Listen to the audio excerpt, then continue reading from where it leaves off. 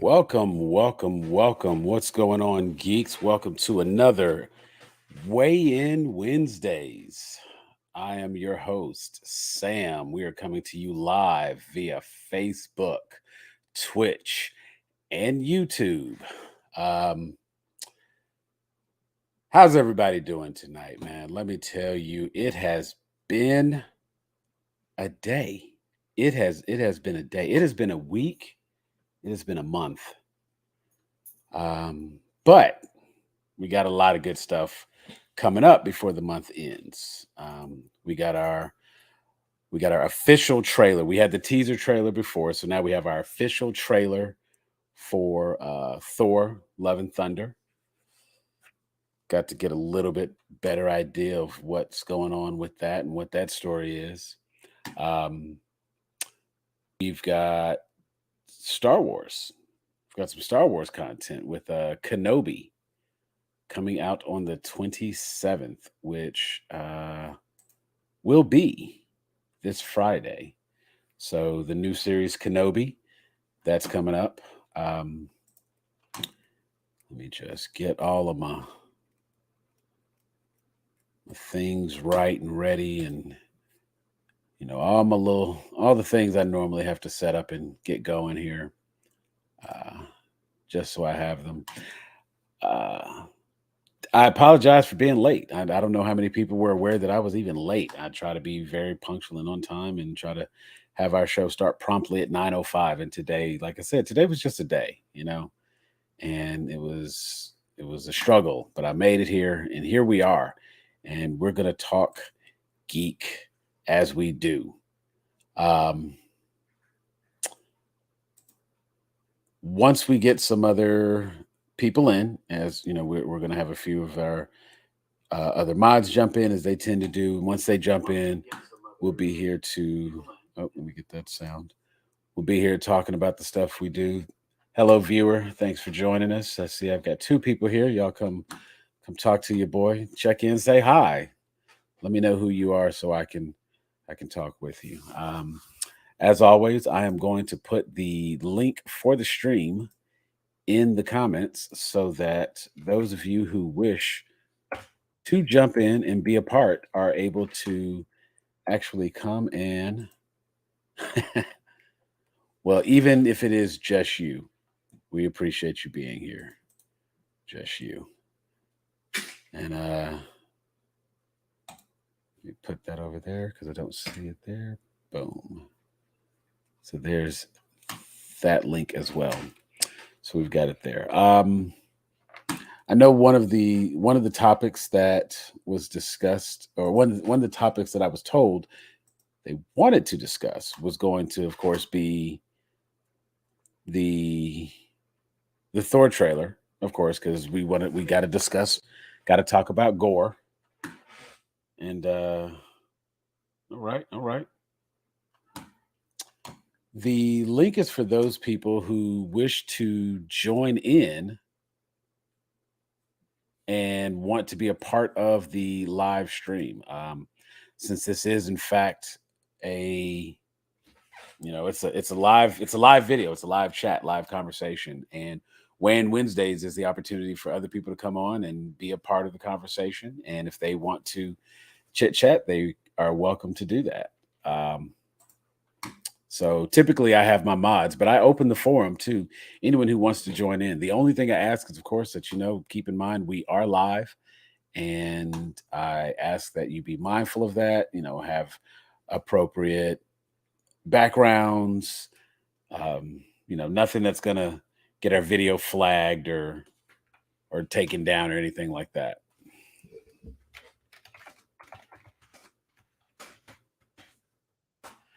Um, but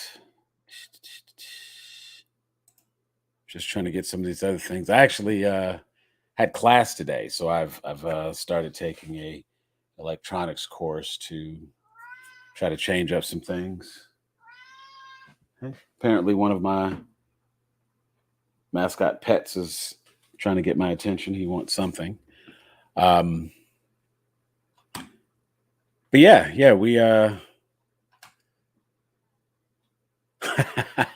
we can definitely talk about Amber Heard being removed from Aquaman, and I think now it's official. Like originally there was some discussion that she might, but now it's like, yeah, yeah, she's gonna be gone. So that's one of those things that should definitely be brought up. And we're welcome to talk about it now. We can recap it and we can come back to it later. This is Weigh In Wednesdays, where we are going to talk about everything you guys want to talk about. And for those of you who want to be a part of the conversation, click the link and hop in. It looks like we've got one of our mods here is hopped in. He's just going to give me a thumbs up whenever he's ready. And of course, you know how I do. I will bring him in. Joining me for Weigh In Wednesdays. I think this is actually his first time on Weigh In Wednesdays. He's been a member before and he's joined and like watched, but he hasn't actually spoken. So everybody, welcome. One of my best friends on the planet. This is my brother. Been a member before and he's joined and like watched, but he hasn't actually spoken. So everybody, welcome. One of my best friends on the planet. This is my brother. Been a member before. He's joined and like watched, but he hasn't actually spoken. So yeah, so I just muted your mic. Either your TV is too, that's your TV. Whatever you're watching the live feed on is too loud and it's coming through your mic. I'm not watching it. Your mic. Either your TV is too, that's your TV. Whatever you're watching the live feed on is too loud and it's coming through your mic. I'm not watching it. Your mic. If your TV is whatever you're watching the live feed on is too loud. Yeah, we're getting a wonderful loop. You know what? Headphones. I bet that's what it is. All right, I'm gonna let you get headphones figured out. And I have none of those. None of those. You know what? Okay, give me 1 second. So let me see.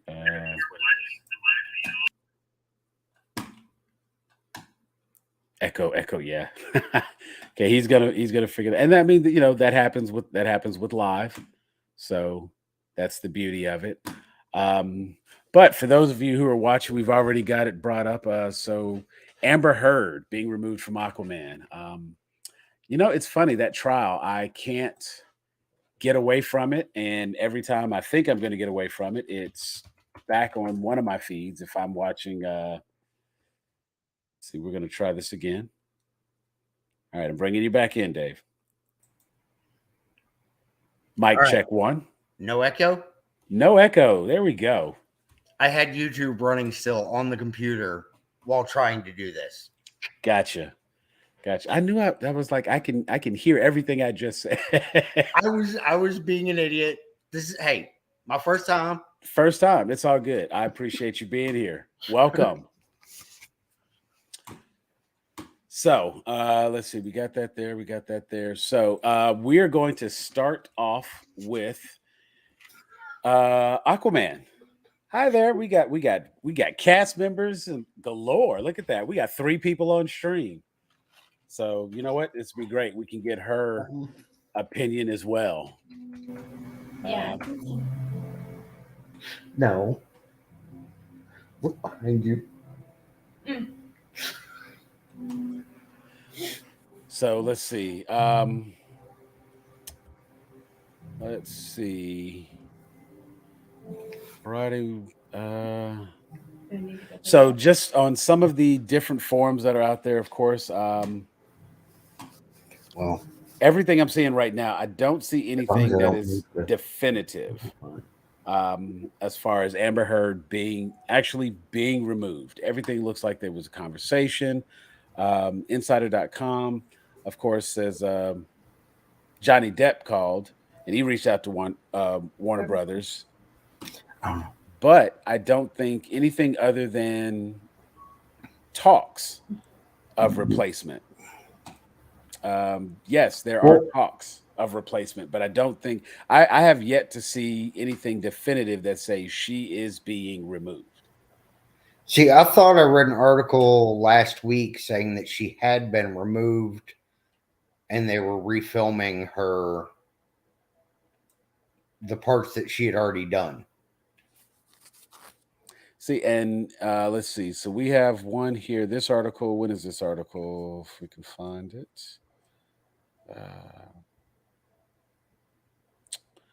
I'm just trying to see when this article was published. Because if it's an old article, it does us no good. Okay, well, the comments on here, you know what? Amber Heard being removed so far is hearsay. That's what it is. It's hearsay. Mm. For those of you who have been watching the trial, you get why that's funny. So, but yeah, like honestly, I'm trying to find something definitive. I guess I could probably like maybe even check the Warner Brothers website to see, but I don't know that there's an official statement from Warner Brothers. The let's see.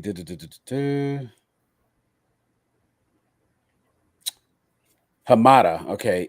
It was the concerns that were brought up at the wrap of the first movie, the production of the first movie, which is the issue of chemistry. Did the two have chemistry? I think editorially they were able to make that relationship work in the first movie, but there was a concern that it took a lot of effort to get there, and we would be better off recasting, finding someone who had better, more natural chemistry with Jason Momoa and move forward that way. That's a nice, convenient excuse. But that was still just a conversation that they were looking into. Nothing to say that it has, in fact, actually done the recast. So let me see if I can find, if anybody can find a comment or find where it's actually confirmed that she's been removed. Pull that up or just post a link. I will jump to that and we will find out what's going on with that. But you know, a lot of that stems from the, in addition to, of course, the issue of the trial. You know what I'm saying? It's not a good look. And it's probably even worse given the fact that she did not necessarily have the best chemistry. You know what I'm saying? Like it really looked forced. And I always kind of chalked it up to the fact that okay, it makes sense in the movie, kind of a, for lack of a better phrase, a fish out of water tale. And we've got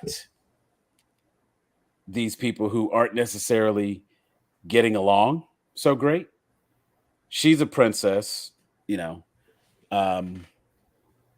and well, she's royalty.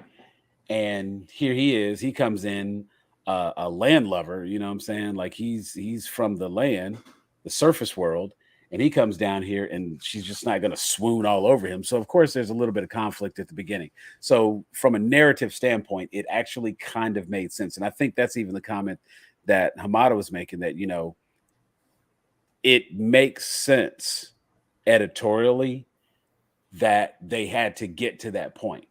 Because if we get to the very first scene, they see each other, swoon, swoon, swoon, and they're just in love with one another. Why are we going to believe that they would be in a relationship? Why would we believe that, you know, it just doesn't make sense, and it becomes forced and it's fake, and we aren't going to buy it. But if you let it happen a little bit more organically, let it develop through the movie, and then we come around by the end of the movie and we kind of see that okay, it's working out. Because of course, you know, they had that little bit of time where they showed them on screen together during like Justice League and such.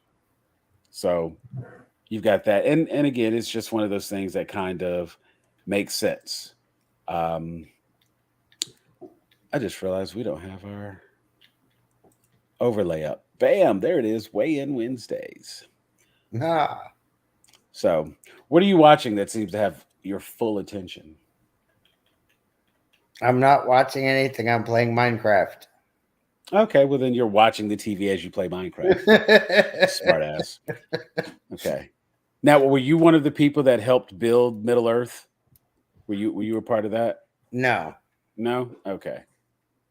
You should have been, because apparently they did like a fantastic thing, and they reconstructed Middle Earth on one of the Minecraft servers. I will have to look that up. So that's kind of a thing. Because yeah, I was completely unaware of that. Because I know they've done Hogwarts. Many people have done Hogwarts Castle. Right. I imagine that one may not be as difficult since it's just the one. But when you start trying to get to like the entirety of Middle Earth. Yeah, that's going to be Yeah. much larger. And I would be curious though to see the Shire. Like I would like to see how the Shire, but I imagine it probably wouldn't be. That would probably be the easiest thing to do. I think when they did. So where does when Aragorn becomes king? What castle is it that he's at? You would ask me that.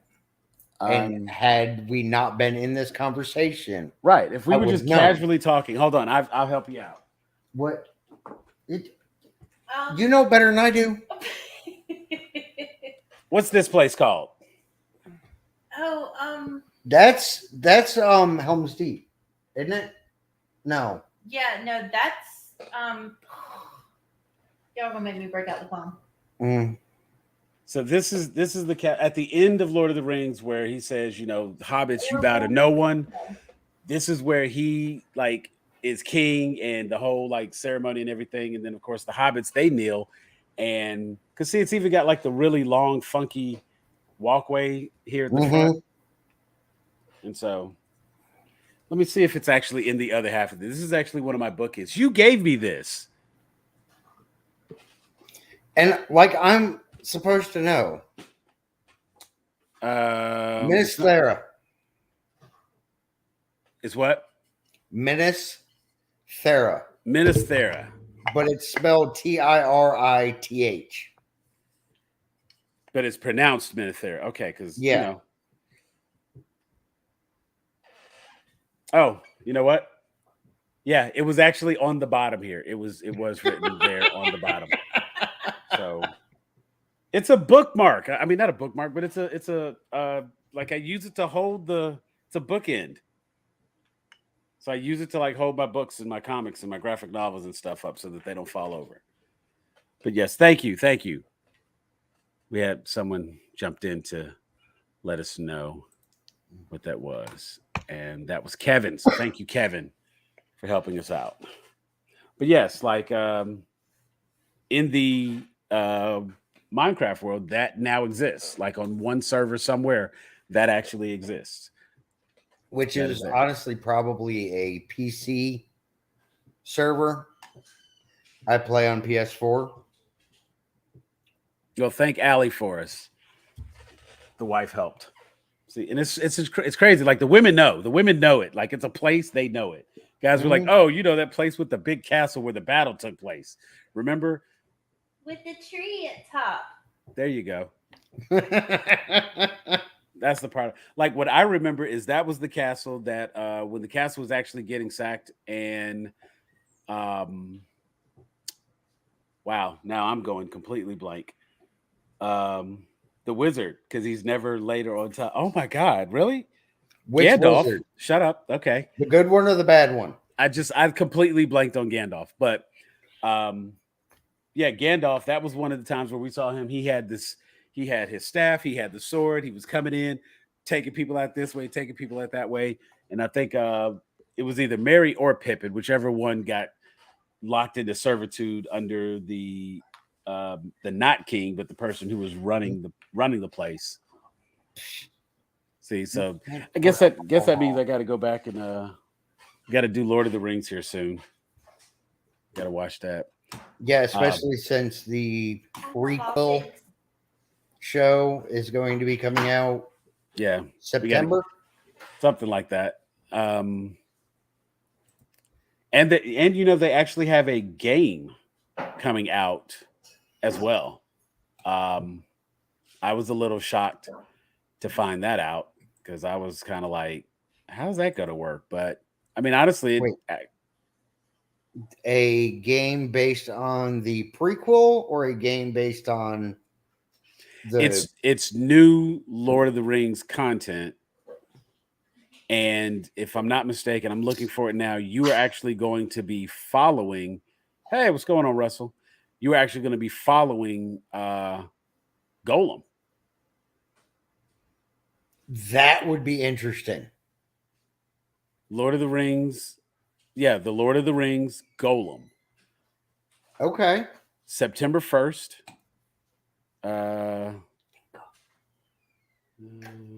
Okay, exit. Boom. But yeah, that one that comes out September 1st, and that is going to be PC, PlayStation 4 and 5, Xbox One, the Series X and S, and Daedalic is the developer. Um, there is supposed to also be a Nintendo Switch launch, which will follow later in the year, although there is no exact date. Um, it is based on the Lord of the Rings trilogy of books by J.R.R. Tolkien. It tells Golem's experience and a behind the scenes of the first chapter of the Fellowship of the Rings. Of course, he loses his ring to Bilbo Baggins. He decides to leave the Misty Mountains and embark on a perilous journey that leads him from the dungeons of Barad-dûr to the realm of the Wood Elves of Mirkwood. So, I mean, if you think about it, if you could literally do a whole honestly, the first thing that comes to mind is like, remember the game Abe's Odyssey, like Oddworld? Oh yeah. Just thinking about it now, I kind of feel like that would have been like that's what I'm expecting this game to look like. I just feel like he's gonna look like the guy I can Abe see that. from Oddworld. But I mean, it kind of makes sense, and I think like from a narrative standpoint, that could be very interesting, just because when you follow the movies and you see everything that Golem actually does and what he's a part of, and how pivotal is that inappropriate? Like how pivotal, how integral. That's the word I'm looking for. How integral to the story of Lord of the Rings Golem really is. And even for that matter, Smeagol. How Bilbo even comes across the ring to begin with. And he's like what, 600 years old. He like literally hand over fist climbs up the side of a mountain. So a whole stealth action. Well, I don't know how much action, but his stealth would be really interesting. And I think it would also be good for like I think it would be good. There'll be like a lot of the battles, I imagine, would have to be something along the lines of environmental damage. Because Golem's attacks are probably going to be like, rock to the head, stick on a fish kind of thing. He's not a strong person. In the time that we've seen him now, when he was just Smeagol, yeah, he probably could hold a sword and he knows all of that. But as time goes on and he develops into Golem, As the ring twisted his mind. you know what I'm saying? Like, I don't see him being a fighter game. So it would be interesting. I think it would require a lot of environmental. And also when you go back and you kind of watch these movies, you see Golem in all these places, and everybody else was there, and here he is, and he gets in and out undisturbed. And all right, here we go for you Lord of the Rings people. The big spider, what was her name? Got any takers? I'll let you all ponder that. She's thinking. I see it in her face. Oh no, she's trying to get something done on Minecraft. Never mind. She's designing something. Okay. I don't do spiders. Gotcha. Oh, okay. Sheila, thank you. Golem like knew a way around her area so that he could avoid having to deal with her. And after Frodo gets stabbed, gets attacked, he goes into the little coma and gets spun up in the web. And of course, just going from the movies, because I don't want to like pull out the book and recite exactly, but we see that scene, and of course, Sam is there and he's fighting her off and everything. And that's why you got to have a Sam. Mm-hmm. But Sam is fighting her off, and when she finally like runs off, it is in fact Golem that gets them out of there. So, well, technically, I think at that point it was Smeagol. But and seeing it's interesting because now that kind of takes me back, and I can't wait for Ty to jump in here. Russell, you could probably, you're welcome. The link is at the top if you want to hop in, because it makes me think back to when we were having the conversation about DID and dissociative identity disorder when we were talking about Moon Knight and such. And that was one of the times where I think that was a really good depiction on screen for a DID, especially given that Golem was the protector identity for Smeagol. Like somebody had to step up and be able to withstand the trauma, so to speak. And that's what Golem did. And he protected Smeagol because he was says like, like I saves us and stuff. I mean, of course, that. Whew, I have no idea who'd be calling me this fucking late at night. I'm not certain either. Mm-mm. You need a moment. You can hop in the green room. No, I just muted it. Oh, okay. And they're gonna send you text now and be like, you should answer my call. That wouldn't surprise me either. But yeah, that's definitely one of the. I think there's a lot that could happen just as a result of the game. And anytime I have Lord of the Rings content, I'm always with it.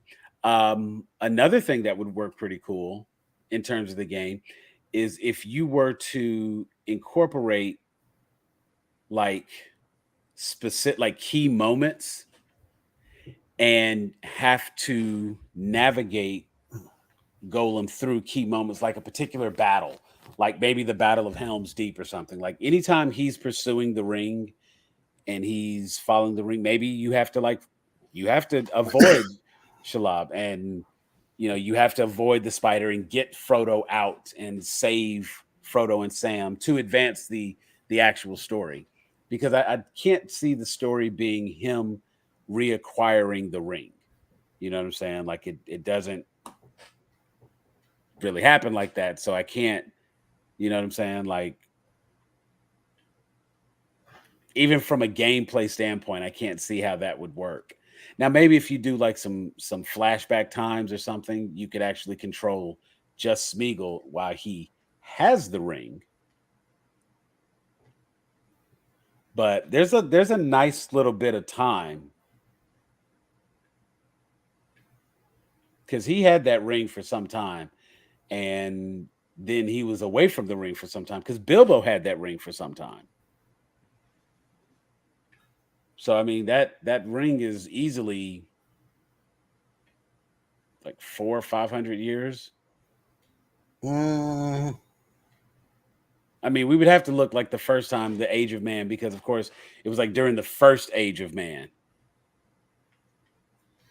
Well, I'm trying to think because I thought they had said how long the ring had been around, but I can't remember. And maybe that's something that was actually in the book, and I can't even remember the last time I read the books because they didn't leave much out of the books when they made the movies. Golem had the ring before Bilbo even got it. Right. And Golem had the ring. I feel like Golem had the ring for like 500 years. Yeah, because he had to have had it for a while because, like, Bilbo had it for at least 50 years. 70. He had it for 70? Okay, Bilbo had it for 70, and he was not twisted by the ring like Golem was. All right, let's see. We will throw it out there and see what comes up. Okay. How old is Golem and how long did he have the ring? Okay, here's a token for him. Golem had the one ring for 478 years. Let's see. And see if we can actually find the quote that goes with it. That looks like a nice cave. No, I didn't really go there.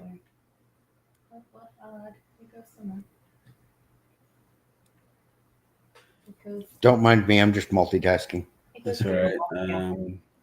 Shadow of the Past, immortal Frodo, who keeps one of the great rings, does not die, but he does not grow or obtain more life. He merely continues until at last every minute is weariness.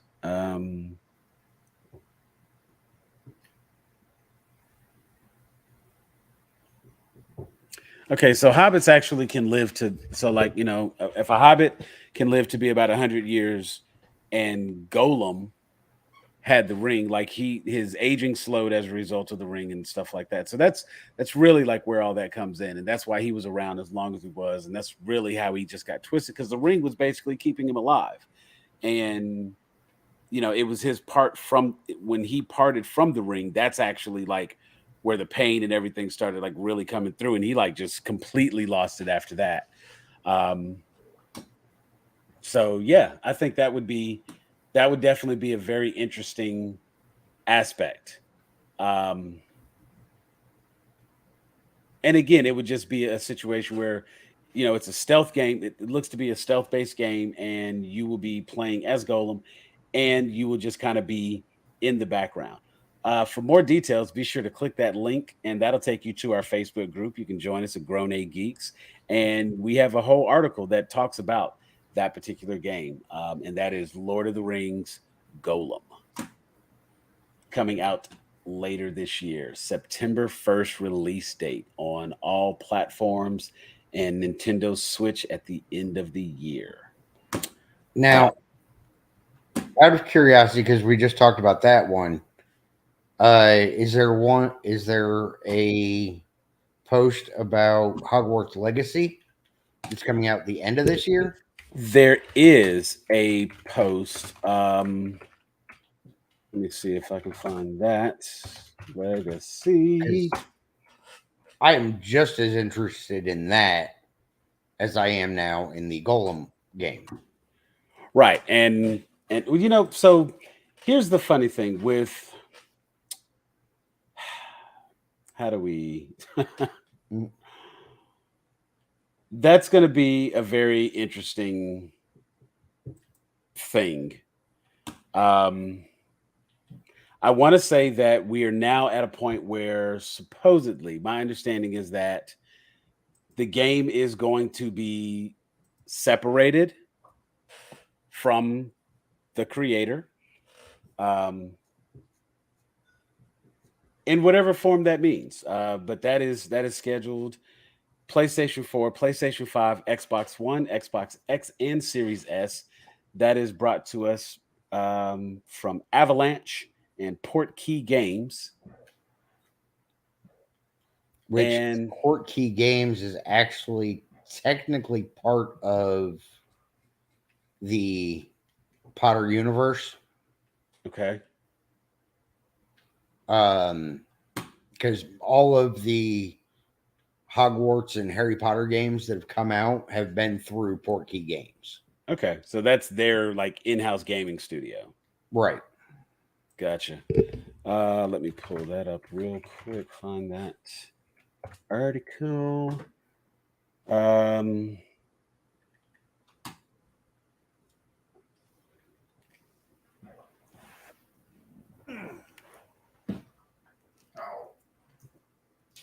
Trying to see if we have something newer.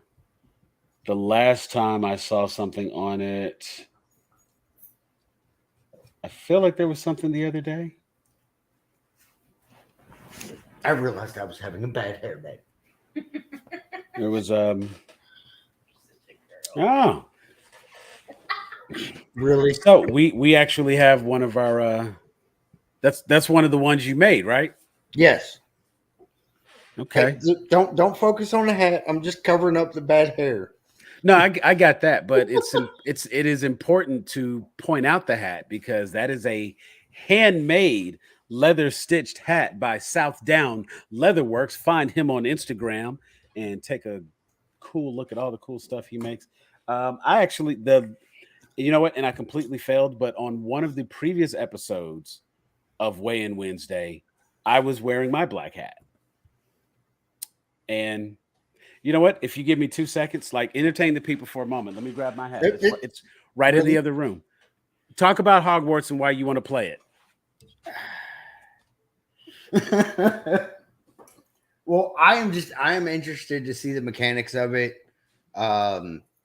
because I have, from the things that I've seen, it takes place many years after everything that happened at Hogwarts.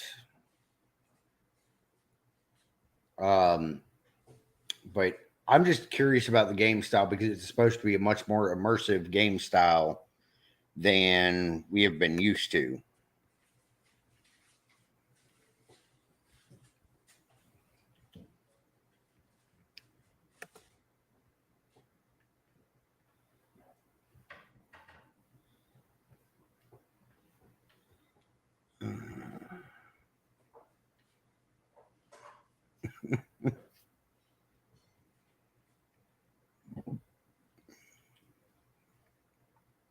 Let me actually look up something about that.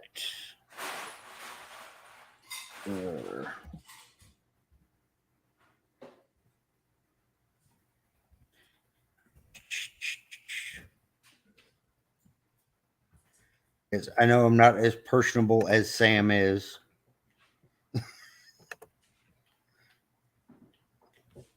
Let's see. But I've always been into the open world RPGs. Of course, very into Harry Potter. I've probably read the books about 100 times each and watched the movies at least that many times. So I'm just curious about where everything leads.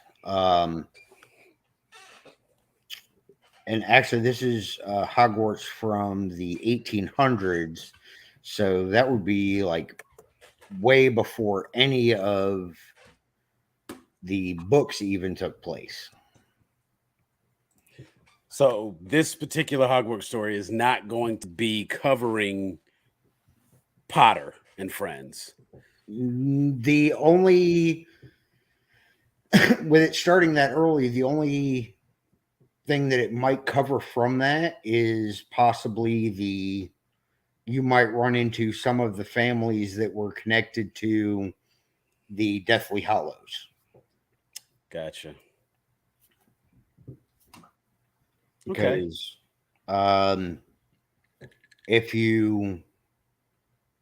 it was explained much more in the books than it was in the movies, but the Deathly Hallows were for those that don't know, were the cloak, the invisibility cloak, the Elder Wand, and the Resurrection Stone. Those were supposedly originally procured by the Peverell brothers and then passed down. The cloak, at least, was passed down generation to generation in that family. And there were lots of other things that happened to, like the wand and the stone. In my opinion, I think that they would do themselves a disservice if those don't even show up at all in that game. So I think that that's the only connection you would have to the Harry Potter that we know is through the Deathly Hallows. If they even show up in the game. That would still be a sufficient link. Oh yeah, most definitely. And I think that would probably even be, for lack of a better phrase, a better link, because Harry Potter has enough of his own, and this is not called Harry Potter Legacy. Right. This is the Hogwarts Legacy. And so, I think like going back into how the school came about, talking about, maybe the introduction of magic and things like that. I don't know how far back it'll go. Well, it says it's based in the 1800s. Okay, so they've already established a good bit. Right. But they got a castle already, so. But I don't know I don't know when Hogwarts was actually created, though. So it's very well it could be the founding of Hogwarts. There's an interesting I'm trying to see if Kevin is still on, because I know Kevin wants to talk things, but we had a brutal day today, so if he's not still on, I completely understand. It was rough.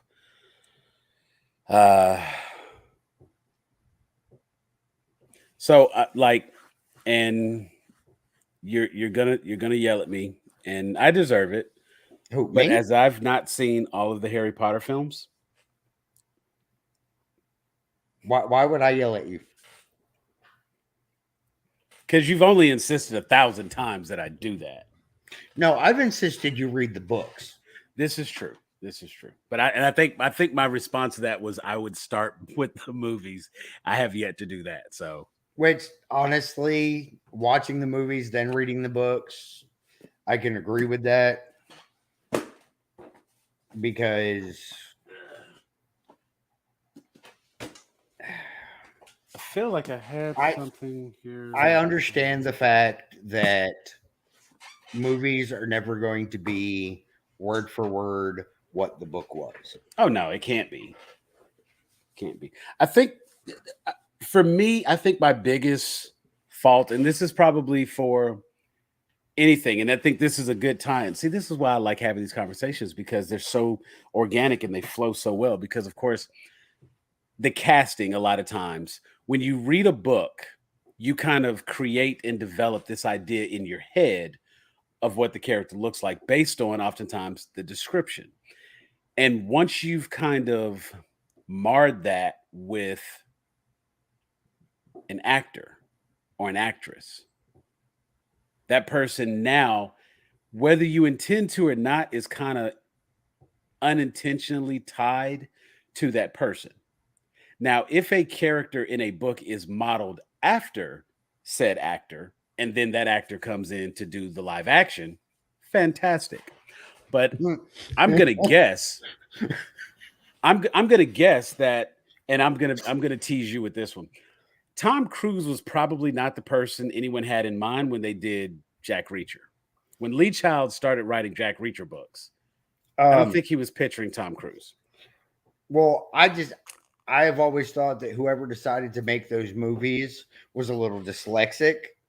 And instead of it being a 5'6", 250-pound, muscle-bound military man, 6'5", or 6'5", muscle, like 250-pound, muscle-bound, like Alan Richton, beast of a man, right?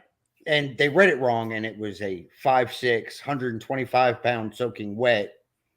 Well, he's every that. He's probably like he might be 150. Like, I was about to say I'd give him like 150, but still, like and that's a slim Tom Cruise. That's like a in shape. He's prepared for this role, Tom Cruise.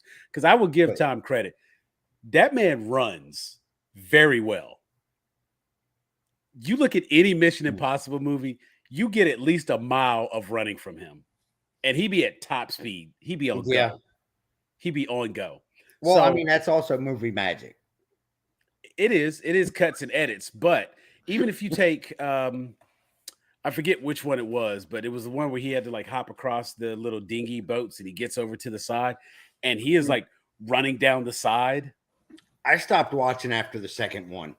Oh no, dude, you gotta come back. You gotta come back. You gotta understand, I don't like Tom Cruise to begin with. True. See, and Russell points out exactly where I was going when I talked about it. And Rice was not originally happy with Tom Cruise being cast as Lestat. Thank you. Mission Impossible 3. See, Russell knew what I was talking about. Now, I've looked at the images from the upcoming reboot of Interview with the Vampire. I have concerns, but they are more about story. I'm really liking the casting. I think the characters in their portrayal, just from the images I've seen, look really good. I think like that. I believe. Let me find that one. I believe, and I just found that our search option in group is not the best. When I look for stuff, it's like I would do better to just like look for it because it doesn't seem to always go the way I want for searching. But we're done with interview. I want to go back to the Reacher thing. Oh, we can absolutely like talk about both because I think again, as we are talking about casting, and I do believe, yes, Russell, I do believe that Kirsten Dunst was great as Claudia because she was a mature enough actress even at that age. Someone else like a Dakota Fanning or Chloe Moretz Grace, those types of actresses who like act well above their age, they could have done Claudia. It would have been believable that she was in fact older. Here we go. I found it. Let me pull this one. Boom. Just grab this image. Let me pull this screen up. I'm just going to show this one. This is coming from Group. And you can see this type of thing when you join us at Grown A Geeks. Boom, share screen. Yes, I want to share that one. I want to share this screen. Let me see what tabs I have open. Okay, we're good. So yeah, this is Lestat. And I buy that. Right. I like having read I read everything through Prince Lestat. And apparently there's another book. I don't know if it's audiobook only, but there's another book, Lestat and the Kingdom of Atlantis or something like that. And so now I'm like, great. Now I got to go back and check that out. And, you know, I'm not upset about it. Now, Bailey Bass, I'm guessing that's bass. Like I see that. And if it's not in the context of music, I'm always going to say bass because Bailey bass just doesn't, I don't know. I don't know. It flows a little better to me. Bailey bass. Bailey bass. I don't know. It's got that, both have that long A. Yeah, that the proper alliteration, not just the same letter. Mm-hmm. But Jacob Anderson as Lewis. That to me, yes, I can absolutely believe that he is someone who, I don't know why, maybe because from Game of Thrones, I believe that he's just a tortured soul. In Game of he gives me those tortured soul vibes. And as Lewis, I think he's going to be great. You know what I'm saying? And because like, everybody had like characters that they really like. And there were some characters who were better than others, obviously. But Grey Worm was a fantastic character in... Oh, we were trying to figure out who Jacob Anderson was? Yeah. Yeah. So, no, that's cool. That's why we're here.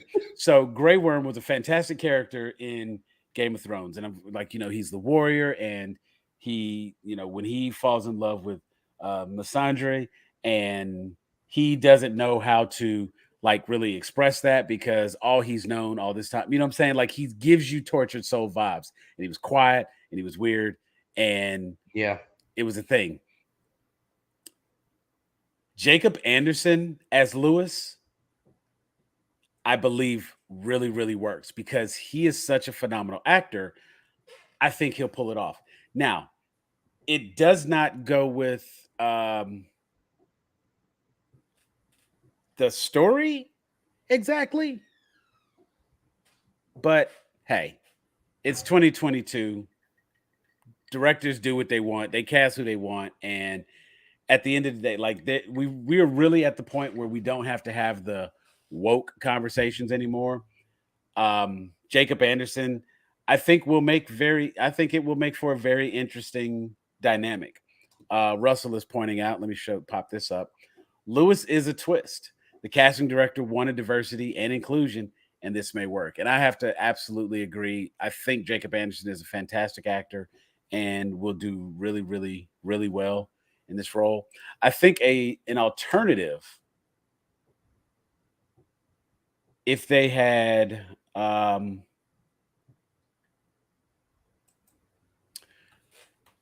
what is the guy from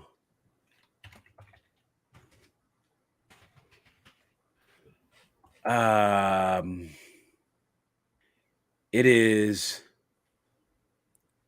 tip of my tongue. I cannot. He's the other guy that actually has eyes like that. He's very, very. What's the game? Okay, so the video game Detroit. on PlayStation. Detroit, Become Human. There is a character.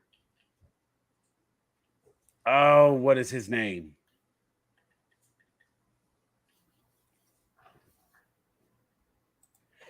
It'll come to me. Like I'm like going completely blank, but one of the actors for that, Jesse Williams. Jesse Williams. I think Jesse Williams might have been an alternate if they wanted someone like this. I think he would have done a good. Matter of fact, let me see. Let's do a side by side.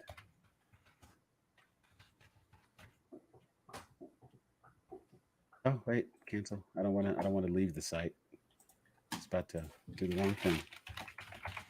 You know what? Because I'm not on my work screen. I'm on my screen, which I should never be on when I'm recording or live streaming or anything. Yeah, hey, been a don't day, leave man. me alone again. You did all right. You did all right. I could hear you in the background. Jesse Williams. Okay, so boom, we'll pull up his IMDb. There we go. So Wait, him. He's in Obi-Wan? Or is that just what popped up? Okay. Where'd you see? I don't know. The screen before this, it showed like a whole, and it could have been because you were on IMDb's page. Oh yeah, I'm sure. We go to IMDb.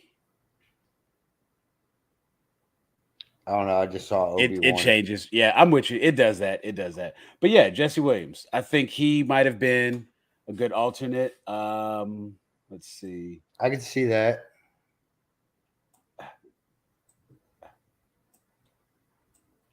Ignore all my screens. Bam. I think either one of them would have worked. As the character. Jesse, maybe, like, I feel like they're trying to make Jacob Anderson look like Jesse Williams right there. Like, I ain't gonna lie, they do look very similar. Like, give him some facial hair, right, and give him a little bit more hair. It would be very difficult to tell these two apart otherwise. Yeah, I'm right there with you. It's literally the eye color is the big difference I'm noticing. And that's because these eyes are fake. True. But those are his actual eyes, so that's pretty cool. Boom. Yes, as a fan of the books, as a mega fan of the books, yeah, I would like them to go and do each one of the books. And I hope that if they are able to start off with Interview with the Vampire, that they are able to do the whole thing as a series and they can cover all of the books, because it would be really, really good to, and we'll go back to Reacher right after this since we're talking about series. Well, continue, please. I have something to say about series in a minute that has nothing to do with Reacher. Oh, okay. But yeah, I think Interview with the Vampire as a series is phenomenal. There are plenty of books, and I don't know that you can summarize everything from the books in a single movie, you know? So a lot is left on the cutting room floor, and you don't get as much out of it. I just hope they don't change the whole story.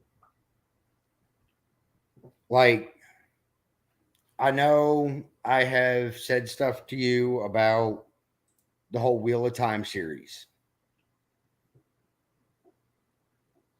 I could not finish the Wheel of Time series on Amazon Prime. I really, really, really struggled to get through that. And I'm not discrediting the books by any means, because I'm sure the books are great. Just from the content that's there, I'm sure the books are great. Have you read the books? or No. at least the first one. Not Okay. yet. Marius, I think Marius. See, and that's that. There's a thing. My son's name is Marius Armand. That is my son's name. So I say mega fan. But I think Marius read the first one, or is reading the first one, and he could probably, he may know more about it. But yeah, I was kind of. It really did drag on, and drag on, and drag on. Well, honestly, the books kind of do that too. Okay, I'm not gonna lie. it was like episode. Let's see, how many episodes did they have total? Like, if they had 9 episodes, it was like episode 7 when I was finally like, okay, let me watch the next episode right now. I want to know what happens. Bro, I struggled so hard to get through that series. And it was just like I had to literally make myself See, watch it.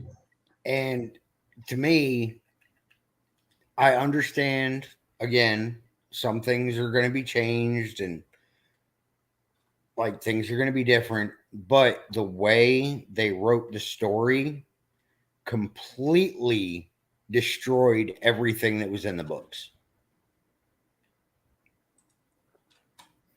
In my opinion. So it's one of those things where it actually needs to be very clear that this is based on the books, but not a telling of the books. Right. Gotcha. And what's bad to me is like you were saying earlier about the woke thing. They tried to make too many people happy. Like they tried to be too politically correct. And it destroyed the story, in my opinion. Because so if I can pick your brain for a moment, who were the characters that were heavily altered from their book counterparts? All right. So the characters themselves were not exactly altered. It was the storyline of the characters. Like in the book series, there were 3 people that were possibly the dragon. In the TV show, it was 5 different people that were supposedly that could have possibly. Hell, anybody who was on the show could have potentially been the damn dragon. Right. Well, the whole premise in the book was that the dragon was called the dragon because it was a man that could channel. Now, I get wanting to be inclusive, but females that could channel were accepted in society for the most part, whereas men were killed or gentled. Okay. And the whole purpose was you couldn't kill the dragon because he's the one that was going to save the world. Gotcha. So, I mean, it makes sense to have a Gwen, but the fact that she can channel automatically eliminates the possibility of her being the dragon because she's a female. Right. Gotcha. So it really comes down to Matt Perrin and Rand. Right. Okay. That actually makes a lot more sense. Because it seems like every time everybody they spoke about and talked about, they were always like that one guy who like had he made the kings like bow down to him and stuff like that. Mm-hmm. Like he was the person that they actually thought was. Well, I'm trying to think if that was Logain or I forget the other guy's name now. Everybody thought he was the dragon reborn. Mazrim Taim. I can't remember which one of them they had bowing down to the kings or had the kings bowing down to him. But I would have to do a cast synopsis real quick, and I could probably tell who that was just by looking to see Mhm. episode 4. You were way off the map. Yeah, they're saying like episode 4 was when it finally came through. The Aes Sedai, Mhm. Aes Sedai, those characters were pretty cool. They were pretty interesting, and every Oh, one yeah. of their guardians, Mhm. that dynamic was very interesting. Oh, yeah. I mean, the show definitely, like, there's obviously some really good story involved with Wheel of Time. So, Robert Jordan probably really got down with what he did. And in my opinion, the books were phenomenal.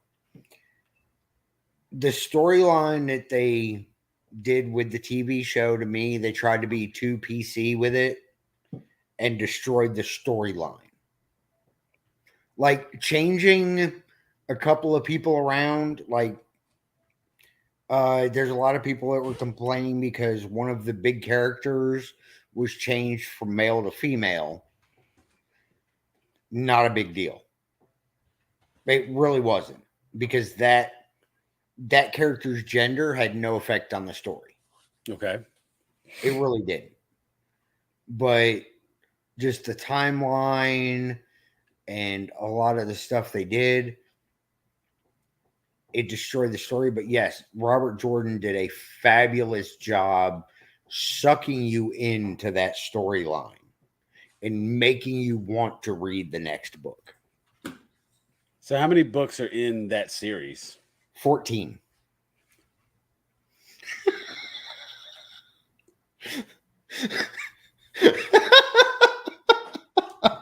Nice reaction there, boss. 14 books. 14 books. Does the world at least end? Look, I ain't gonna tell you how it ends. Wait. No. Hear my question. Let me get my question out. If there are 14 books and the concept of this story is the dragon being reborn is the one that saves the world from total destruction. With 14 books, I want the world to be destroyed, reborn, and we go through it twice. Like, I need 2. You could take 7 books to get to the destruction. It starts like that in the first book. And then, see, I told you he could tell me. This is Marius Armand. Come say hi again. The people love you. What's up, Mo? As we were talking about, because you know what? It's funny. We were actually just talking about the new AMC series, Interview with the Vampire, coming later this year to AMC. Lestat, Lewis, Claudia. They're the main ones. And of course, I'm sure if it's a series, we will get into having both the characters of Marius and the character of Armand. Nice. And hopefully this time it'll be like a halfway decent depiction. Get my time in the limelight. Exactly. Finally. You'll get to Phone see. has been wrong lately, so I hope they got my good candid shots. There you go. See, we'll make it happen. But this is Geek Junior right here. So if it's not me, I can usually ask him and he has the question. He has the answers. So yeah, co-host here put me onto the book series, so I went and I bought the first 3 books myself. In the very beginning of the first book, has a little introductory that sets some preface to the story, and pretty much it starts off with this cataclysmic event. It's really better if you read it for yourself. I can only horribly paraphrase it, but it's a good book series. Oh, I can quote it word for word for like any good book. Now he actually can't hear you, Dave. But Dave said he could actually quote it word for word. Oh yeah, but see, Marius is also. I'm also recognizing that he's trying not to ruin it. Oh, he's encouraging people to read it as well. So I actually gotta go through it. Which tell him I would love to at some point pick his brain if he actually watched the TV show. Mo, did you watch the show? He has not watched the show. He's only seen bits and pieces. Okay. So, but he's another one of those people. He's very selective about the things that he watches.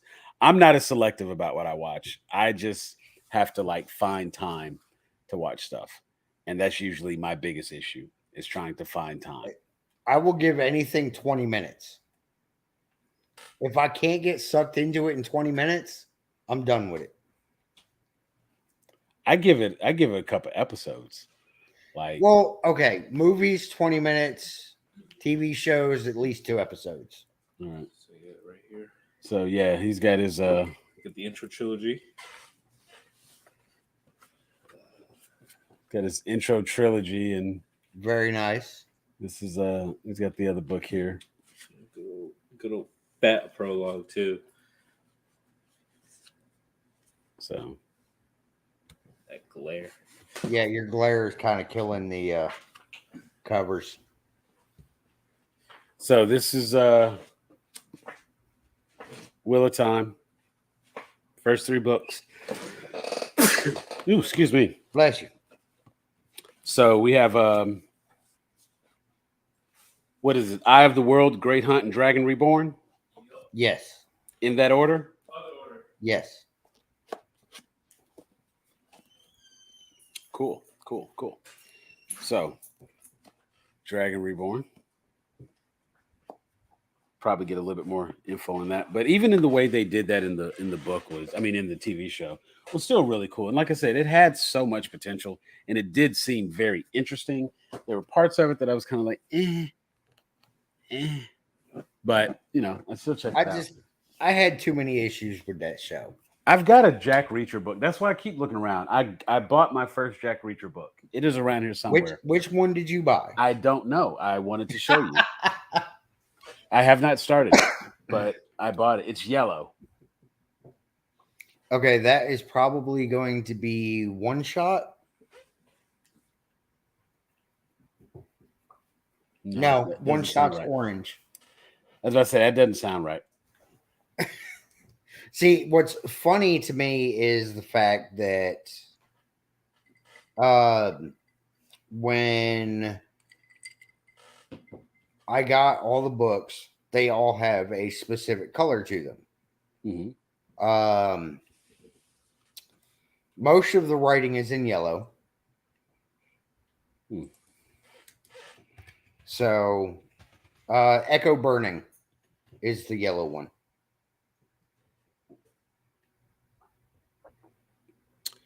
That sounds right. No, I can't get it to. Never mind. But personal opinion, that's not where I would start. The next time I am in town, Killing Floor is the first book, right? that's the first written book. Yes. Okay. When I am back in town, because I know I'm going to have to come out there probably next week sometime to help Mom with moving and whatnot, I will get in contact with you so that I can bring you a couple of those books. Because I have all of them. Just bring me one because I have no time for anything. I am trying to get into a new anime series, Spy Family. That's one I might actually watch. I've been Based enjoying on the name. I've been enjoying it immensely. It is very good. What service is that one on? I've got it through VRV, so I think it's Crunchyroll. Okay. I think I can get that on my TV. Crunchyroll. Yep. And I still have to finish the Halo series. See, I haven't even started that. And you'd probably be fine. The Halo series was one of those that like a lot of people had mixed feelings on. I won't say it got mixed reviews, but there were definitely mixed feelings on that. And I'm honestly just trying to hold off and wait. I was waiting to see if Jeff was going to swing by. If Miller can get on, I know he wants to talk about Thor. but I kind of want to talk about Thor. I just saw another clip from it. So, okay, we'll skip Thor and we'll go to Obi-Wan. Well, can we circle back to Reacher? Certainly, circle back to Reacher. I brought it up, you skipped it, so talk to me. I didn't skip it. We were talking about other stuff. The floor is yours for Reacher. So, in my opinion, the movie sucked. Mhm. The movies really did suck. You've expressed that numerous times. That's why I tease you about it. Yeah. I know how much you love Tom Cruise too. So yeah, well, you know, he's the greatest actor in the world. So I heard about the Reacher TV show on Amazon Prime. I was instantly disappointed because I was like, they've already screwed this up once. How are they going to make it better? Because I was like already pissed off because of where it went with the first two movies. I'm bringing Jeff out of the green room. He may have some opinions. I don't know. We'll ask if he's seen it. Well, before I start getting too deep into it. Right. That's what I was Jeff. like. Hey, what's up, David? Well- All I heard was instantly disappointed as I joined the green room, and I have to admit that, like, I have no idea what y'all are talking about. Right. So I was like, let me Well- bring him in so we can discuss that way he knows where we're at. right. We're currently talking Reacher on what was that on? That was on Prime. Amazon Prime. I was referring to You were talking about the movie. first the movies and then hearing about the TV series, and I was instantly disappointed before I saw anything about it because of how badly the movies were handled. I agree in with my that. opinion. I have not watched the series, but I watched the movie, and it's one of the few things that I do not like Tom Cruise in. I felt like it was weird. There was just a I hate whole Tom vibe Cruise. that was off. And I don't know the actor's name, but I know him from several things. Like he was Hawk in Titans. He was Alan Richton. yeah. He was in. Which- There was another college frat series that he was in where he played a dumbass. Varsity Blues. Yes. Yep. He was Smallville, amazing. He in was that. Aquaman. He was Aquaman in Smallville. Yeah, he was Arthur Aquaman in Curry. Smallville. I recognized him from back in the day, but Mm-hmm. I am hopeful for the Reacher series because I've heard he has nailed it. Dude, and that's where I was going when I heard about it. Before I saw anything, I didn't watch any previews. I waited for it to come out because I didn't want to preset my brain to hate it because I love the books. I have read Haven't the read the books. Huh? Have not read the books. Okay. So, as a person that read the books, I love the series. Like, I did. I loved it. It was awesome. He nailed Reacher, in my opinion. Tom Cruise, Like- from what I heard, compared to the books, he's too short. Oh, yeah. He looked different. Like the new guy, Sam, help me. Alan Alan? Richton. Yeah, Alan Richton. He is as Hawk. I loved him in Titans. Oh Like, yeah. Mhm. Like he's done in the few things I've seen him in, Aquaman in Smallville, in Varsity Blues, that kind of stuff. He has been an amazing actor. Mm-hmm. So to see him, and when I heard that he was going to be in Reacher, I was like, you know what? I wasn't instantly like, oh no. I was like, he's probably going to do a good job. And in my opinion, as a avid lover of the books, he epitomized Reacher. He becomes one of those actors that you cannot remove the mental image now that you read the books. Mm-hmm. Like Hugh Jackman as Wolverine. Like I go back and look at comics and I think like, wow, that guy looks like Hugh Jackman. Mm-hmm. Like it's no longer about, wow, Hugh Jackman looks like Wolverine. No, It- Wolverine I looks like Hugh cannot picture Jackman. anybody else in that role. And I mean, and he's like having watched the series and just the comparison. And the funny thing is, just going off of David's complaints, about the character and what he was seeing and Tom Cruise and everything. You know what I'm saying? I came into the series, I was like, oh, okay, here we go. Here's Reacher. Let's see what they do with this.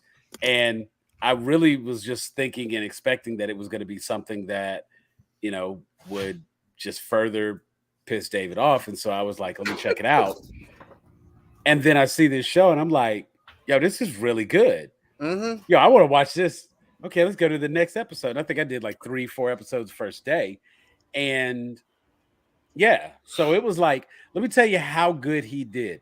I went and bought a Reacher book. Sorry, Russell Brooks is the next person on my list to buy a book for. Hey, So Amazon keeps sending me reminders because I added it to my wish list. it's in your cart. Yeah, see, Yeah, that's it's in I'm my telling cart, and you. they're like, by the way, you haven't bought this book yet. And I'm like, I haven't read a book since 2015. So, But here's the funny thing. I actually found out that on you can do Whisper Sync, and Whisper Sync will actually allow you through your Amazon, like Amazon, please sponsor us because I'm about to hype the shit out of y'all stuff right now. Okay. I love my Amazon and I pay for Amazon Prime, and I'm gonna tell you why. First of all, I rent books, I check out books, and I love comics. And I can rent and check out comics through the Kindle store. I don't have to buy the books every time. I can literally just borrow books. That comes with the Amazon Prime account, and people don't know that. And you have to go and in. I've tried that, but like Amazon Prime for me, like I watch movies, but as far as like reading a book, like I cannot do electronic books. Like I will literally read Wait. half I was a getting to page the point. 2 pages, and then I'm done. I need But wait, actual pages. There's more. And I get that. You know what really got me going for a long time? Audiobooks. Dude, I can still say to this day, except for like cryptocurrency, I've never listened to a podcast. I've tried. You know I what? get That's about what my 20 view count minutes is. Where in, I'm thank on you. my I phone was on Facebook or I was Instagram. trying to figure out what it was. That's why my view count is what it is, because you don't listen to podcasts. I got like how many shows? Hey, I like everything. I support. I try. And you I'm know what? here. But right, and that's the thing. And it's funny because, like, I'll admit, I actually had more podcasts than I had listened to until I actually started listening to podcasts. And let me tell you something. I like conversation. I actually prefer these shows more so than some of the other shows that I've done in the past. I like all of the shows that I've done. That's why I was a part of all of them. And because I like to have these conversations. And anytime the content of the show is basically us talking and having a conversation about things and giving opinions and taking my knowledge, mixing it with your knowledge, and this, that, and the other, going back and forth. That to me is it's more organic, it's natural, it's real, and that's what I believe the successful podcasts tend to be: real people talking. You know what I'm saying? Everybody that sits because, and like, watches I was Joe Rogan, they literally on watch the because phone it's with Joe Rogan being Joe Rogan. I got off the phone with a beautiful woman who thinks I'm amazing and said, I'm sorry, I see Sam is on here with David. I've got to hop on and talk some geek stuff. And now that I see that Sam has that hat on, I'll be right back because I still have something. Ooh. So let me just throw that link in the side here. South Down Leatherworks. See, I'm about to be very happy because he is fixing to put on the first hat that I sold. Like, actually sold this hat. Oh. And it looks wonderful. I look sexy in everything. So that is a good thing. I love it. I was just saying the hat still look good. Because you've had that for how long now? 2 years? Yeah, and I've worn it about 3 times. I'm not gonna lie. Really? Yeah, because how often do you get a hat this good looking to match whatever you're wearing? When Very you're true. a t-shirt and jeans guy. Oh, dude, I wear this. Man, I wear this with look. I got my Punisher shirt on. I wear this every day. I mean, I was at my trivia tonight, so So, but yeah, And I think tonight I'm handcrafted just leather rocking shirt. Demon Slayer. We all know that as far like Sam, just this sheer amount of geek stuff in your background. I mean, I might have some geek stuff. Let's see if I can show it here. I've got both the Lego Infinity Gauntlet and the real Infinity Gauntlet that makes noise when you snap it. Nice. And I've got a whole bunch of D&D stuff behind me and That's my geek stuff. miniatures and that kind of stuff. That Avengers poster is an actual picture behind me that I got for my birthday. But as far as when it comes to geek stuff, I'm on the short end of the stick. I don't collect Funko Pops. I refuse. You have quality. I'm gonna tell you, it's addictive. So don't. Exactly. I refuse to buy my first one because I know once I buy the first, that's it. It's all downhill. Right. It's You like have to buy dice for more. D&D. Right. Once you buy your first set, that's it. Let me tell you I how now bad it have is. 70 sets of D&D dice. Okay, so I can we send don't even you wanna go all of the there Crown with Royal D&D bags I dice. have. I have a collection of Crown Royal bags for no reason. No, My I only have Funko Pop. Crown Royal bags out the wazoo. Brandy, who is a good friend of Tony's and all that stuff, hand knitted me this D&D Nice. bag. That is awesome. So I have Witcher dice, I have metal dice, I have probably They about have all 70 kinds. sets of dice. Now my Well- dice are. I've got a bookcase right. It's just off camera. I've got a bookcase right over there. My dice are right over there. Well, I mean, see, most of my dice. I got stuff like this. I got Nice. giant size dice. I have metal dice. I have you name it. So- Marius has most of my dice because I donated to him to extend the knowledge of D&D, Pass the knowledge, so to speak. pass the knowledge on Oh, yeah. to Marius. Oh yeah.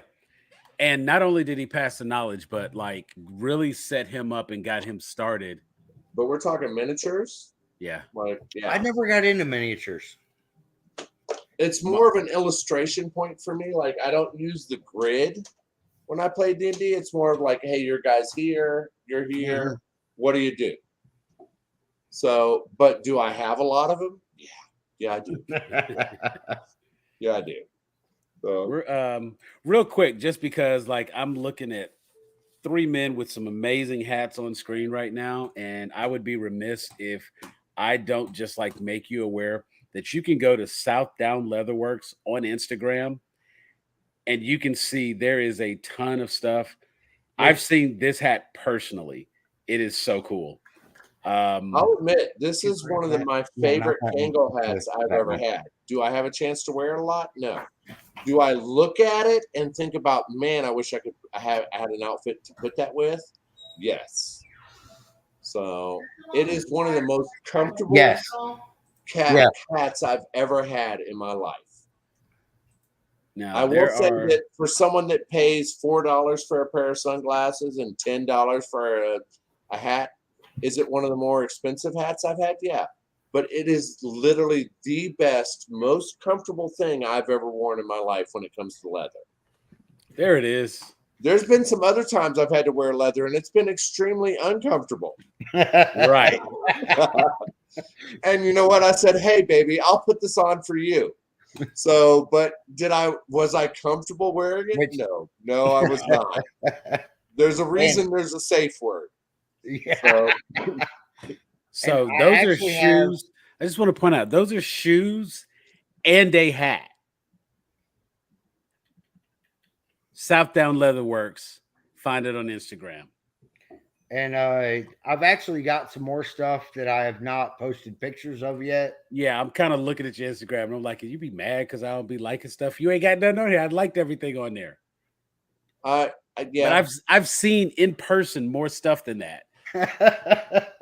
And I'm just I've been slacking on the Instagram. I have the pictures. And in my defense, some of the things that I've made, I could not put on there because I was waiting on somebody to get back home from another country. I got you. I understand that, but some other things could have been put on there. But again, I just want to say, the best. you all know and that I'm very much about member spotlight, and I just want to give a shout out right there and say Southdown Leather Works. I've got a custom little pouch that I use at work because I have to carry like all this miscellaneous stuff, and I have like a little pouch right here on the side. I can just throw right in the pouch and clip it onto my tool belt and keep running. And it's got like a nice little is it an Irish, not Irish, a Celtic cross? Mm-hmm. I was about to say an Irish cross. I'm like, that doesn't sound right. It's a Celtic cross on there, and it's like designed in the leather. It's so cool. And this hat that I'm wearing, I've got 3 or 4. I was about to say 2 more hats, I believe. I've only got one. I've got one. So You only asked for one, Jeff. you know what though? It is literally I don't wear Kangol hats a lot though. So I wear my Treos hat that a friend made for me. I wear a Superman hat, and that's literally the only hats I wear because I have this big melon head that most hats don't look good on. But somehow Southbound Leatherworks looks amazing on this melon of mine. So I love it. So I literally had to have my brother's wife measure my head, and I sent him the measurements, and a couple weeks later I got this hat, and I've never been happier to have it. Yeah. It sits on a shelf where I look at it daily. I don't have a lot. I mean, I'm in a t-shirt and jeans kind of guy. Like, I always think that this hat is such high quality that a t-shirt doesn't do it justice. I need a button-up shirt. I need something that does this justice. Yeah, I can understand that. I mean, like mine is really good when I'm like this. But see, I wear so many hats so frequently, and I think for me the big thing is like I've got 1, 2, 3, 4, 5. Oh no, I've 6, been to your 7, house. You've got 8, like 37 9. hats. Wait a minute. I've got 9 different Superman hats. Yeah, and like 27 other hats. Right. So and then 4 Kangols, 2 Exactly. cowboy hats, and some other stuff. I have 2 like dress hats. So yeah, I'm a hat person. This hat goes with like anything that I decide to wear it with. I just have to put it on. And this has kind of become like my casual. I just got to throw in a hat. It works, and we're good to go. So again, shout out to Southdown Leather Works. Fantastic job. I'm very upset and very saddened that the last time I wore it on stream, it looked so great, and I forgot to give the proper shout out. So I wanted to make sure I did that today. So that was your member spotlight. I'm not going to do a whole interview for you unless you want to do a whole interview. We'll do a whole episode just dedicated to Southdown Leatherworks. I mean, his work is quality enough that it deserves its own spotlight. I agree with that. And that's why I had to catch myself. I'm like, actually, yeah, as a small business owner, he could absolutely sit, and because I have plenty of questions about the leatherworking. Like people would probably be interested to talk about it. So we'll schedule that one day. To be completely honest, spotlight with both of y'all. Y'all are making me like, that means a lot. It does. The Klimt, I see it over there. Dude, I mean, me and Sam always call it like it is. Like, I know. I don't wear leather a lot. Most of my leather I wear is after the bedroom door closes, and it's not on my head. So, is it Gag After Dark yet? Wait a minute. What time? Okay, we got 30 more minutes before Gag After Dark. Hey, I was gentleman about that. You were very gentle. But the fact that we're both wearing leather Kangol hats, like, I would honestly, if I ever buy another hat, I'm calling you first. Yeah, so, I appreciate that, sir. I literally put one back the other day. What did that beautiful woman in the background say? Leather company. Oh yeah, she works for the leather store that I go to constantly. Oh, okay, I see how it is. You got the hookup. You know what? It all makes sense now. All right, she's not only beautiful, but she sells you leather. Okay, you know what? Here's point A. Here's point B. It all makes sense now. Right, I got it. Okay. Hey, it only took me, 6 months to convince you to go to work there? Yes, and now I get to learn more than you do. Wow. Cool. I mean, learning and knowing is those who can do, those who can't coach, So or sell leather to those who can. Hey, I like to be completely honest, I've seen some of her projects that she's worked on, and she does a fabulous job with the leather work too. You have your own projects. okay, That's so done for you. so Mhm. then so you're just about ready Where's- to take on a full Here's your load. lighter, and your scoring is up under your shirt. That's right. all right, Give me a So- second. I need a Mhm. gimp. What do you call it from? What is it? Pulp Fiction. Right? I need to dress up as that for Dragon Con. You're the man I call, right? Like, I All right. want to be able to unzip and say the safe word is meatloaf and zip back up. So You know what? I will absolutely get. I will. You know what?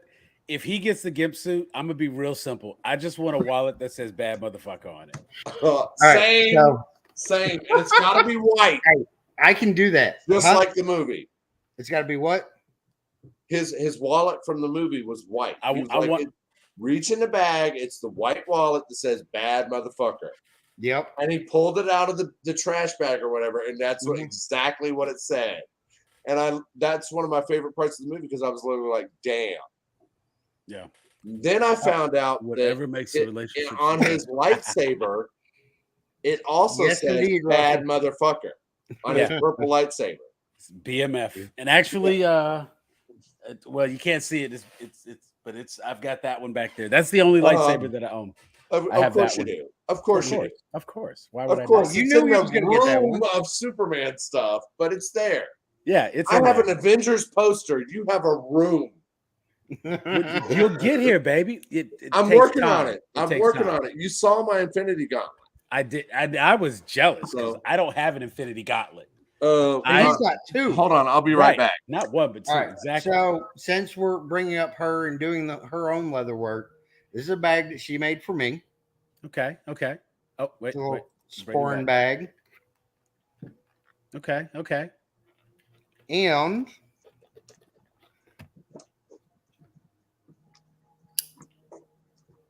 it's a leather Wait a stingray. minute. Wait a minute.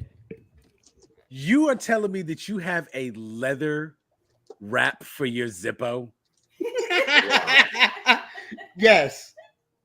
So the reason I was late to this call is the person I was on the phone with bought me this. Oh, then yeah, you have to be late for that. And it, Oh it yeah, powers up. definitely. Wait. I mean, Hold on. Wait, no. no, Hold Why on. did you show up? Wait, we're gonna put him on the highlight. Go It's ahead. not only magnetic, but each stone makes its own noise. Oh, nice. And when you snap, they all, yeah. All right, that's cool. Yeah, no, my hand barely fits in here, but if I ever get any bigger, like I'm gonna be like, all right, I need to lose weight. Not because my pants don't fit, it's because Because my I can't put hand on my won't fit Infinity in Gauntlet. this. And it makes noises, it does all this stuff. It's the Iron Man Legends thing. Like she got it for me, and I was like, okay, that's pretty cool. So like that actually hurt Like to get my her. hand out. Like her. Don't know her, but I like her. Oh, she's Yeah. in the group. Don't worry. You know me. Yeah. I literally at this point have my boss's wife in the group. She's in the group. Like, there's a whole bunch of people. Brandy, who made me the dice bag, is in the group. Like, I brought I'm all Brandy about in, it. but Which- yeah. But you know what's All funny? Like, and we won't put the business out there, but I don't know which of us have known Brandy longer. I've known her from Red Lobster since like 2002. I knew Brandy. Okay, 2002. Maybe you have it an edge because I knew her as a PC gamer from 05. Wow. Dave, he's Okay. talking about Wait. Schmoopy. He's talking about Schmoopy. Seriously? Yes, Oh, I worked shit. with her for Okay. like 10 years. right. But see, we used to play PC games with her. Oh, she's one of the Okay. most amazing women I've ever met. Like, single, married, otherwise. Like, Yeah. she is up there. See, I know who you're talking about now. And then when I moved to Tennessee and she made me that dice bag, Yeah, I mean, that was impressive. I literally have like, okay, I don't normally travel with my dice. Most people, I'm at the age now where most people come to me to play D&D, but I did not have it that Labor Day weekend I came down. Right. So yeah, but ever since then, I'm like, okay, if I ever go to someone's house, this is what I'm bringing. I'm not bringing a Crown Royal bag. I might bring certain sets of dice in it or whatever, but like I'm taking this handmade dice bag that someone has made me. You know what? The funny thing is, like, and this is not a knock on anything, because Marius has like a really cool set that Dave gave him. My best set is the set you gave me. Oh, really? Yes. And like that is my rolling set. Whenever I sit down to play, that is my set. The one of the sets you gave me. One of my exes gave me the Witcher dice, which has the Witcher Ooh. symbol for the 20. I like my man said one of my exes. Well, yeah, well, she's no longer in my life. So, but then I also have this metal set that when I'm rolling, you can hear it. Yeah, I remember. Like, they have some weight. Yeah, I brought that to Labor Day. Yeah, I remember that set. Yeah. But the Witcher set also comes with a D2. It comes with a coin. Nice. Toss a coin for your Witcher. All right, Yeah, exactly. So you notice my dice tray has those two sets in it. Yeah. That's the two sets I use. That's what's up. But I also have this bag full of dice. No. I have Not a the box bag. full of dice. There's that. That's what I'm talking about. Like, where's the box? The bag has sets. Yeah, sets of dice in it. And then when people come over, here we go. This is the one I like. This is the one I like. So I used to have this puzzle actually. Yeah. So, but don't try and open it from the inside. Oh no, I know. And more importantly, be careful because like it is so many random dice. Yeah, it's just random. And some of these are actually like sensual dice, like on your knees. I'm 45 years old. I mean, if it's a dice, I'm like, yeah, cool, give it to me. Like I have gold dice. I mean, random. Which you brought that down for Labor Day, didn't you? Yeah, I did. The box. Yeah. That's the box. That's the box I let everybody pick dice from for that night. Yes, that box. That box was here. So, and then I've actually lost dice since then. And then I also have a leather dice bag that I put my favorite set I enjoy that I got for my birthday. Besides the Witcher and the metal. You know what? Just keep those dice in there. I don't even want to see them dice. So I know you. Just keep them in there. We're gonna let that be. Hey, what can I say? Okay. You know what? The three of us, we can't do this again. Because why not? This we have to plan for this. That's all I'm gonna say. No, we just have to plan for this because I will do this every episode. We just have to plan for it. Because I have a topic list over here on the whiteboard, and we ain't talking about none of this stuff. well, before we go back to the topic list, I don't want to do the topic list now. Like, I want to stay here. Yes. Oh no, I'm not gonna. You brought this up before he went on his Infinity Gauntlet. Look, which we're gonna get back to that, Jeff. So here's where we are with that.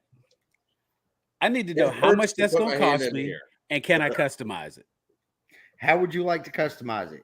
What am I will say you already know how I want to customize it. This one is made out of black stingray skin. And you have another project coming. Actually, you have 2 more projects coming. I'm working on them now. Another stingray. And I'm sorry, David. Does she have a ring right here on her left? Right, hand? like wait a no. All right, I do not. Are we working on some kind of leather bound thing to put on there? Because those rings terrify me. And Sam knows why. That's why I wear Superman on my right hand, not my left. In fairness, Sam knows why that terrifies me. I get it. Look, he's been through all that. Okay, so for anybody that's just now tuning in, if you get to this point, we're at an hour and 40.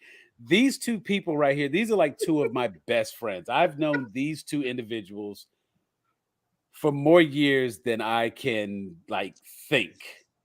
Hey, Russell, we appreciate it, man. Thanks for being here. You know what? We're gonna go ahead and get Jeff's book checked out before the night is over. Night, There's- Russell. There's no reason for him not to have the book. We're gonna make that happen tonight. So go ahead and get cracking on the next one. Oh, real quick, Amazon, you can do Whisper Sync. You can turn your books, you can turn a lot of your books into audiobooks, and I want to say that you can do Russell's books because they're digital copies. So I think you can do now. It will be because no one's actually recorded the narration, so it will kind of be like the B movie-ish, not B movie-ish. I want to say I was about to like bad translation, like Google not even that. Translate? Like it'll be the not the Siri voice. Like what can I say in place of Siri? Like what's another generic Like the computerized? I hate to do this, but the Like what the hell is his name? Message The guy in the 47. The subscriber you're trying to reach is unavailable. right, like something like that. And no, what is okay? SpongeBob, the little Patrick? guy. No, the little plankton. Oh, the Plankton? plankton. Yeah, What is his Plankton. robot wife's name? Oh, Oh wow. Give her a second. Is it Karen? yes, It is Karen. it is. Okay. It'll be like a Karen voice, but it will be an audiobook nonetheless. Okay. And I went through like 10 Robert Ludlum books because they were audiobooks. Right, like the map exactly. It'll be the freaking Maps voice. If you have an iPhone, I hate that bitch. Like the person that does the voice for Maps is not the same person that does the voice for Siri, and it's confusing because I only use my iPhone for work because that's what they gave me. Okay. My personal phone is an Android, and it sounds so weird. We're gonna go to And there's the two different voices that do the maps, and it's crazy because I don't know why it just give up? changes. Sometimes it's one thing, sometimes it's another. I'm sorry, but until I can have Samuel L. Jackson dictate my turn left here, motherfucker, and this, Right. that, and the other, like my Right. my Google Maps thing is on mute. Like You know, I have the phone mount where I can see the Waze. phone. So There's I an have app. not There's an app, Waze, Waze. and I know. Waze let you know. Waze actually has like different voices that you could download. And who did I have? I've had a number of I different mean, voices. Cortana would be one I could think of that I would want. That would be nice. Yeah. Anything geek related. I think honestly, if I could have, Jarvis. I was about to from say, if I Avengers. could have any like one voice on my phone, I think I would just want it to be Jarvis, just to simplify everything. But I mean, Yeah. are we talking Jarvis from Avengers? Or are we talking the actor from Knight's Tale? Because I'd take either. Yeah. that could work. Hey, ladies and gentlemen, you turn left here in 150 feet. And may I announce to you that you will be finding the thing you are looking for on the left. I would take either. I That would Yeah. that would Yeah. absolutely work for me. You know what? That Um, would totally work. I could also deal with James Earl Jones, Yep. Samuel Yeah. L. Jackson. Obviously. Because I mean, who couldn't listen to Samuel L. Jackson telling him what direction to go, motherfucker? Yep. No. You know what? Oh my God. Like, and this is just a moment, and it's not just for like the heartstrings, but you know who would be awesome? A Gilbert Godfrey. Oh yes. Oh, or my Bobcat God. Goldthwait. No, Either one Even of those. George Carlin would work. dude. That's Ignore one. the social media this or ignore the George corporate Carlin. media. You know what? like, Say less. That's it. Right Turn there. left here. Are you trying to find a place for your shit? Because that's what life is all about. Finding a place for your shit. Let's go and find where your shit is. Your shit is down the street on the right. You go down, you turn right, there's your shit. Gene Wilder, Richard Pryor, old Eddie Murphy. Any one of those. Andrew Dice Yep. Clay. Yes. Are Yes. we gonna turn right down here? Oh, Oh, unfucking believable. I would totally do an Andrew Dice Clay one. I would, yeah, yeah. I would do that just because it would be available. I would do that. That I would work. wonder how many children we have. Oh, that yes, Bernie Mac would work Dude. too. that is the winner. Yep. Let me tell you, motherfuckers, something. You're gonna go down here. You go get to the end of the street, right? When you get to the end of the street, you go turn left. Now, I don't like to go left, but motherfuckers want to go left. So we gonna let these motherfuckers go left. Matter of fact, motherfucker, turn left now. I said now. Bernie Mac, that is it. And you called it, dog. That's it right there. A Bernie Mac GPS. Oh my God. That we got to make that shit happen. All right. So speaking of Bernie Mac GPS, this is a nice segue. What do you guys think of them bringing back Stan Lee as cameos, even though he's passed away? I'm on the fence. I love my Stan Lee cameos in my Marvel movies, but he has passed away. So here's what I'm okay with. I think they need to be very subtle cameos in the context of have a picture.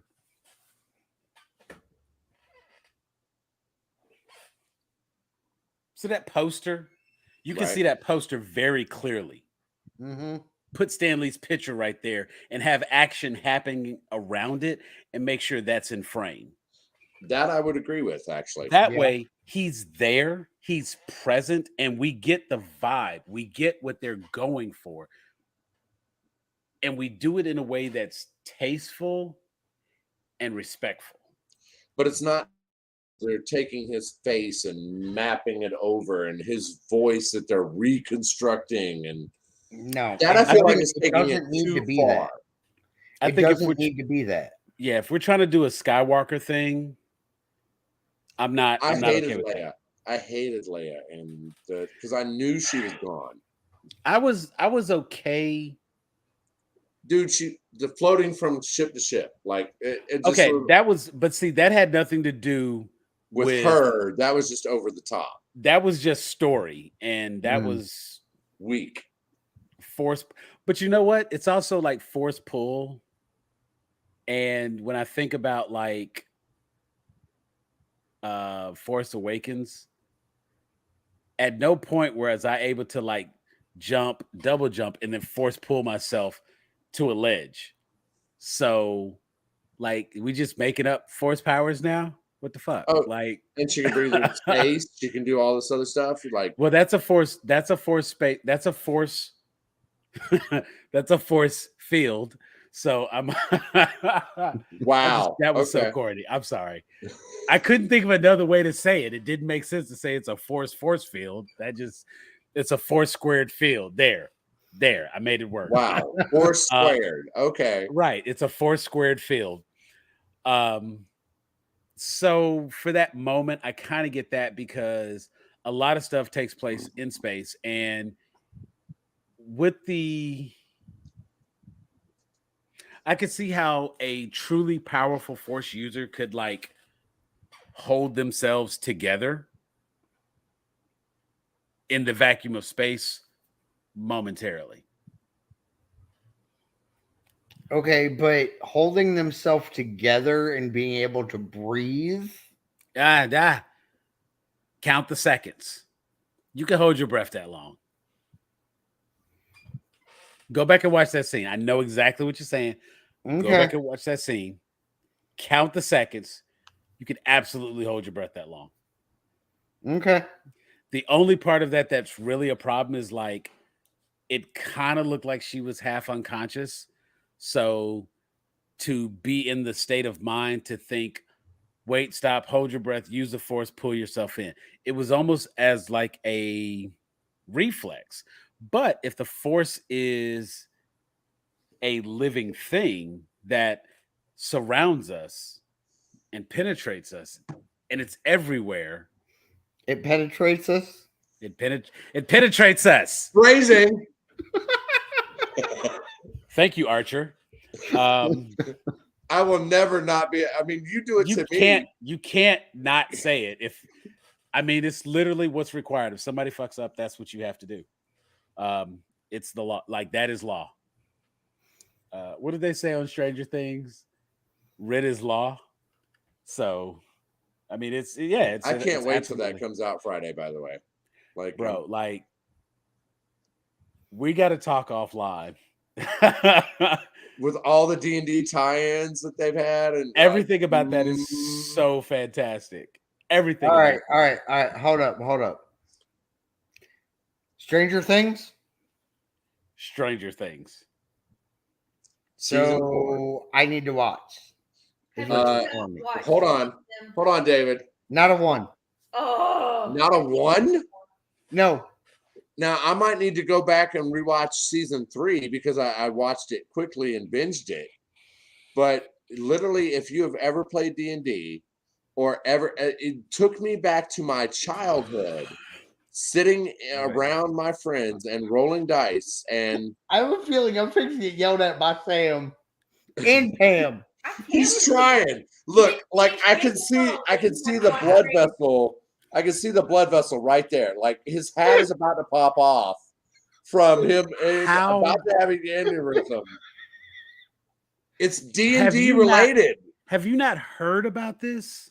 It's Resident Evil with them rolling D&D dice. Like, how have you not, like, it is Silent Hill, Resident Evil, D&D, and everything else rolled into one.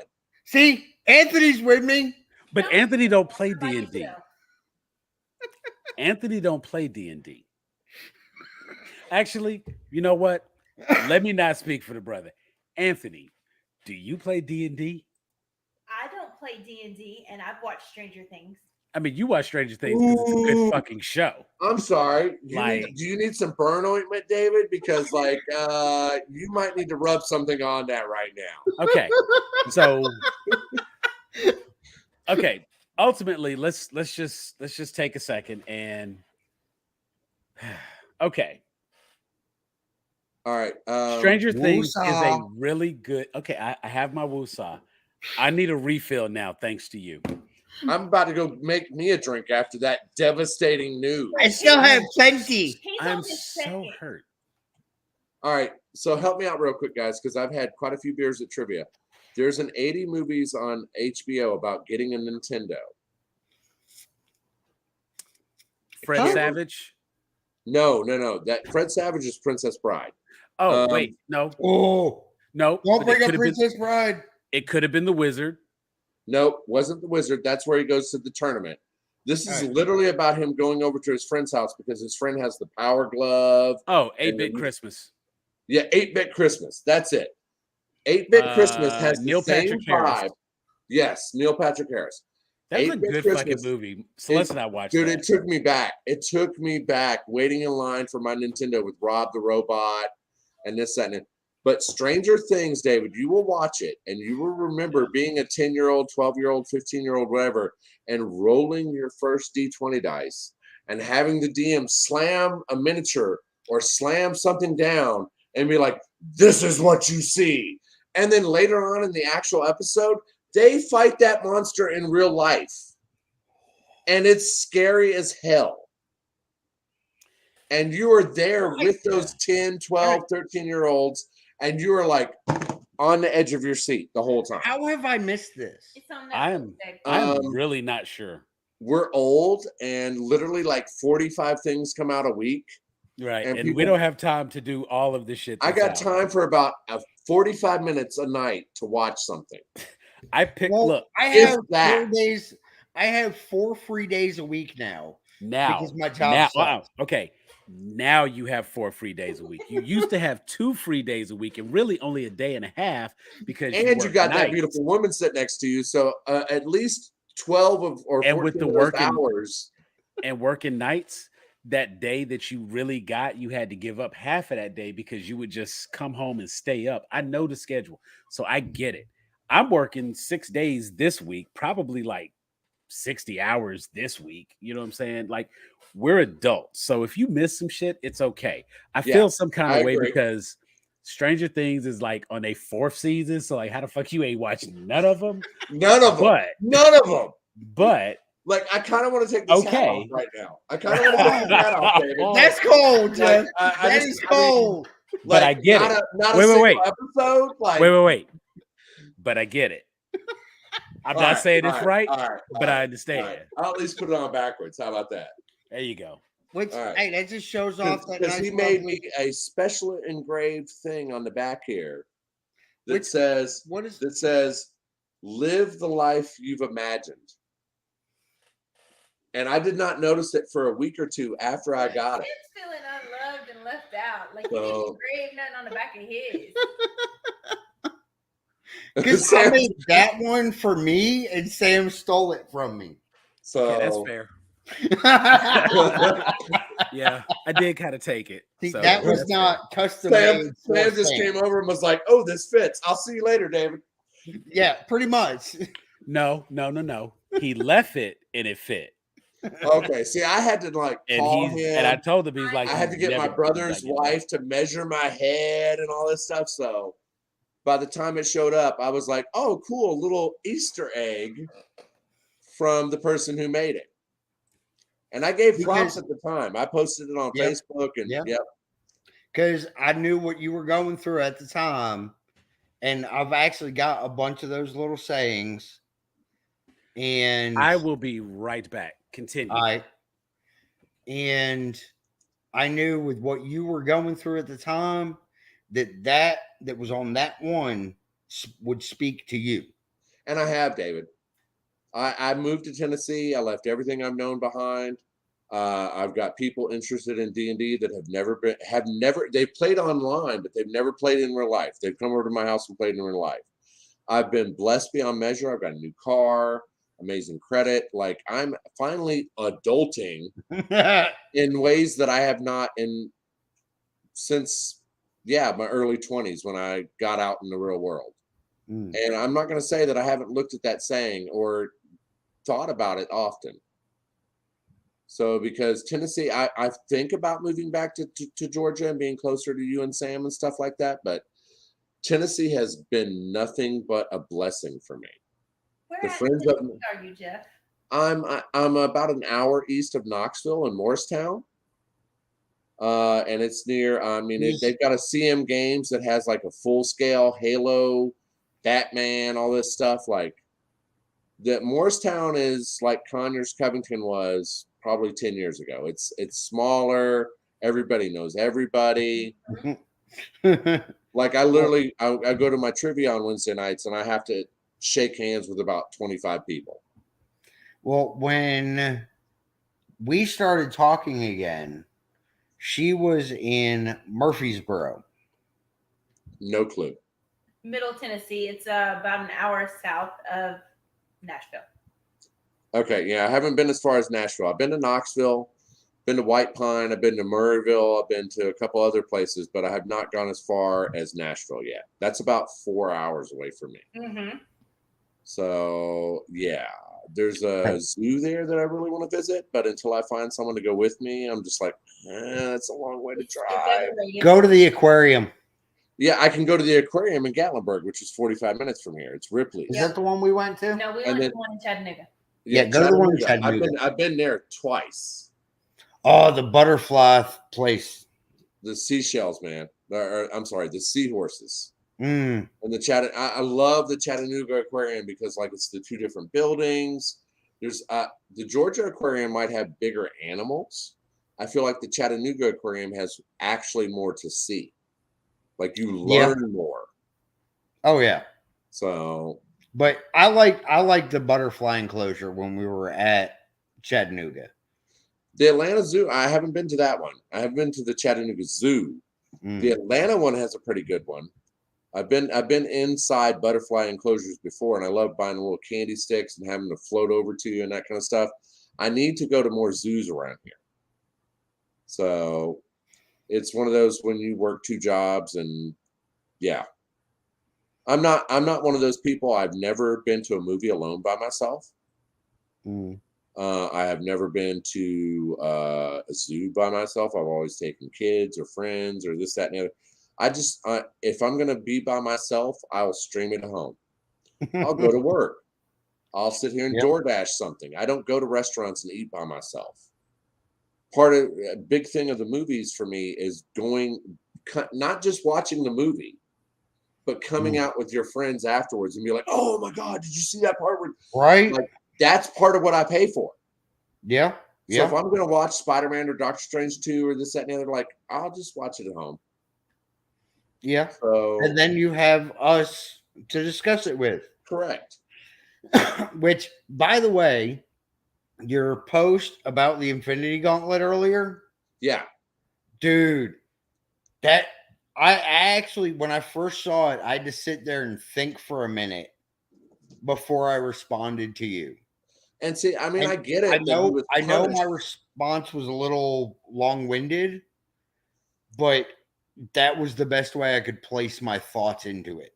but my thing is, to my understanding, at least in the MCU, the Soul Stone that Vision had is the only one, or the That Mind was Stone. I'm sorry, the Mind Mind Stone. Stone is the only one that had a mind of its own. All the rest were just power Mm-hmm. concentrated. So who decided the punishment? Is it the one above all? Is it the living tribunal? Like who said, you know what, he messed with that stone. I'm gonna make him lord over the soul stone. But Red Skull is the only one that ever brought up any type of punishment. He's the only one that broke the Tesseract and held a Infinity Stone in his hand too. By himself. The Guardians of the Galaxy like passed it, like they were Well, passing it back and forth, and then and then Thanos had the Gauntlet, which channeled the power of it. So I can kind of see, but even then, like, does that mean that the space, or I'm sorry, because the Tesseract had the space gem in it? Because Yeah. Red Skull broke the Tesseract. Right. So does What each was the- gem have a mind of their own, or is it just the mind gem? So when he broke the Tesseract and tried to control it and all that stuff, and he got sucked away he got teleported away. Mm-hmm. Why did he get teleported to Vormir and become the guardian of the Soul Stone? If Vision's in charge of the Mind Stone, that either means that they have a rudimentary intelligence of their Space. own. Do The I know? Tesseract was a space stone. Space stone. Maybe because he has no soul, that is his punishment. He now has to guard the thing he doesn't have, that he doesn't understand. I get that, but the Red Skull, I guess, at least in Captain America, the three movies, Red Skull is what happens when you take someone and give them the super soldier serum, and they're not the type of person they're supposed to be. Like if they had chosen in basic training, Tommy Lee Jones is talking about, so and so, he's like passed all this, he's done this and all, and Erskine is like, oh, he's a bully. And then and Tommy Lee Jones takes the grenade out and he pulls it, even though it's a dummy, and he throws it, and everybody runs but Captain America. He dives on it and is like, get away, get away. And Tommy Lee Jones looks at Erskine and goes, he's still skinny. Yeah. So like it only amplifies what is already there. Mm-hmm. So I get that Red Skull's the head of Hydra and this, that, and the other, but I he feel like he has something, even if it's twisted and evil. He had has evil in his heart, and that's how he became Red Skull. Because it magnifies what is there. Mm-hmm. Yeah. But yeah, and that's like he's the only one that ever called what he became a punishment. I don't recall there ever being any other instance in the MCU specifically where that was a punishment, where anything that happened was punishment for using it, other than like Hulk, his arm got burnt, Thanos' arm got burnt. Only when he destroyed them, when he reduced them to the atomic level. Right. When he actually snapped, it didn't do anything. Right. But I think that was part of the gauntlet itself, because the gauntlet allowed him to use the power without dealing with the adverse effects of using it, of having the stones. Because if you remember, he went to the dwarves of whatever that planet was. The burned out star that Thor had to restart. Yes. No, I agree. Like the names of all these places. They went to, like, in Guardians of the Galaxy and Guardians 2, they went to like 14 different places. Right. So unless you've got a list in front of you, they get a little confusing. But and then in Guardians, when they had, what was it, the power gem or the power stone? I forget which one they had. I'm way past that. I'm in Endgame and Ant-Man 2 and all that stuff. So my short-term memory is not what it used to be. But yeah. But I did enough damage in my 20s, like, unless I'm literally talking about the movie as I watch it. But whatever gem they had, Peter Quill, now, for one, he was also partially a celestial. Yep. So that helped him as well. But because he held the stone and all the other Guardians joined him, all of them combined could withstand the power of that gem. Correct. But by themselves, had they held it for very long. Yeah. Right. And that's the thing. Thanos never actually held the gems. Briefly, as he inserted them. That was it. Right. So, if you remember when Red Skull held it, he broke the Tesseract and held the gem itself. He closed his hand around the gem. And it killed him. Yeah. Thanos never did that. Like, he literally picked it up with two fingers, put it in the gauntlet. And see, that's my thing, is when the gem killed him, who decided that instead of killing him, it's going to send him to Vormir to guard the other stone? That means there's some kind of interconnectivity between the stones themselves. There's some higher purpose, intelligence, something guiding them. Which I admit, Phase 4 of the MCU has been a little disjointed. I'm hoping to see. I mean, we saw the Watcher in the What Ifs. Mm-hmm. I'm hoping to see some of the higher ups, like the Living Tribunal, the One Above All. I doubt they'll ever show the One Above All because that's too close to God. And then you delve into religion and this, that, and the other, which they'll stay away from. The only time you ever really see the Living Tribunal is, I forget which movie it was, but it was in one of the end credit scenes where Stan Lee was talking to them. No, he's talking to his fellow Watchers. He's sitting there telling them, oh, and so then I was a postman and I was here. He's trying to pretend like he's basically saying, I'm a Watcher in disguise.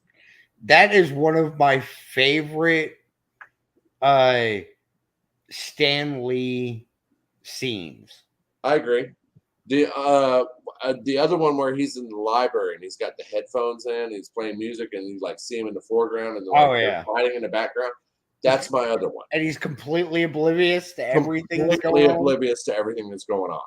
So I can only imagine after everything's over, him taking the headphones out and turning around and being like, "What the?"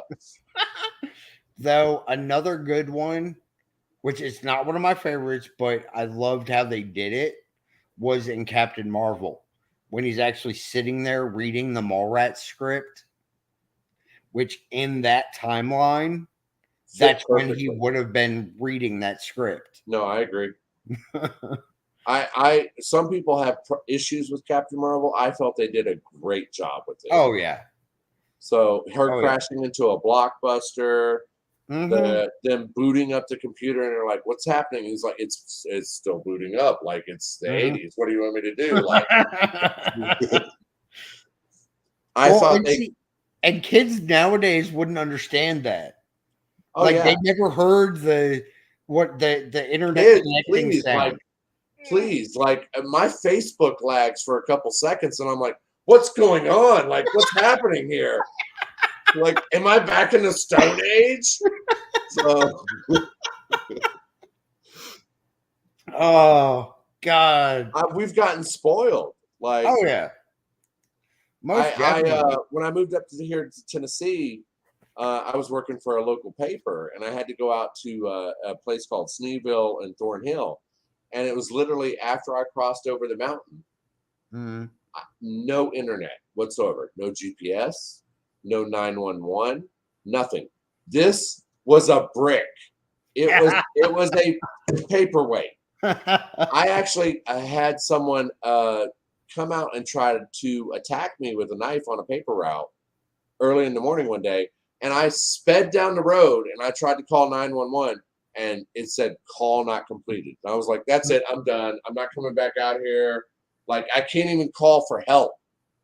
So I've gotten spoiled. I'm glad you're okay, and that should Me not be too. funny, but that's fucking hilarious. I told my boss at the time, I was like, look, if I go down that way again and someone jumps out at me, I'm running over them. Like, I'm not stopping.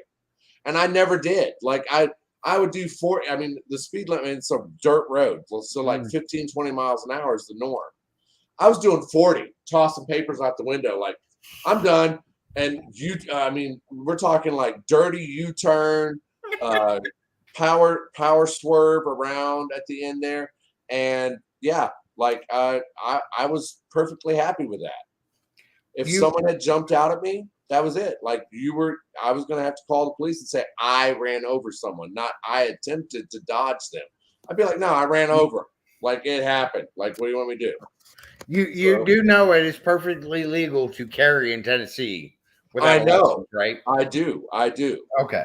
But the problem Just with checking. that is, well, I mean, I'm still in an apartment. I've started looking for houses, but with the housing market being what it is right now, I'll take my 2-bedroom apartment for what I pay. I have a downstairs garage that has stained glass stuff in it. I've got all kinds of storage, this, that, and the other. I'm gonna wait. I'm gonna wait for the bubble to burst, because like $459,000 for a tent in the front of somebody's yard, I'm not paying that right now. Damn. I mean, that's what it feels like. A 3-bedroom house is like $300,000, and I'm like, no, like it's like 200, 400 square feet. It's like one of these mini homes. It's not worth it. Like, I'll just wait. Shit, you might as well get some fucking land in Georgia and go to Home Depot and spend $1,200 on a tiny home. I mean, it's anywhere you go though. Like I've looked at land in Murrayville. I've looked at land in Townsend. I've looked at land in White Pine. Some of these surrounding areas where it's just farmland, and it's still like so much per acre. I'm just like, eh. And then once you start buying lumber's like gold right now. Like, I don't understand. And this is, I know this is completely getting out of geek culture, but I know that like Home Depot has tiny homes for like 12 grand. It better be made out of vibranium if I'm spending 12 grand on a 1-bedroom home that has 400 square feet. It needs to be earthquake proof, tsunami proof, this, that, and because I remember, we're old enough to remember when you could go buy a 3-bedroom home for 60 grand. Yeah. Yeah. With land and a fenced in backyard. I want to say my parents' house, they paid probably like $150-ish. And it's on like an acre and a half. And it's at least 2,500 square foot. Right. It's currently worth almost 500. Exactly. And I'm sorry, but Tennessee is not a state. Yeah, I can make my money go a lot further than it would in Georgia. For a 2-bedroom apartment up here, I pay close to $600. And I have a 2-bedroom apartment and a full garage downstairs with a washer and dryer. Excuse me? Yeah. How much are you paying? Almost right around $600. Fuck you. I love you, sir. I looked for a year for this too. Some of the I'm new in a townhomes they're one-bedroom. building are $1,200 a month, and they're 2-bedroom, 1,000 square feet. I'm currently in a 1-bedroom on the ground floor. Well, it's underground basically. If I go out my front door, there's steps that go up to the parking deck or parking area. 1,300. $575 for 2 bedrooms and a living room and a kitchen, and and a downstairs garage that's a full garage with the washer and dryer. But I will say I did look for a long time when I first got up here. If I can find a job in Tennessee, we moving. The cost of living up here for what I make an hour, I'm basically down in Georgia. I make about $5 or $6 more an hour in Georgia. So because I remember down in Georgia having a 1-bedroom apartment with my then ex, which was $625 a month, plus the pet rental, plus our pet fee and all that stuff.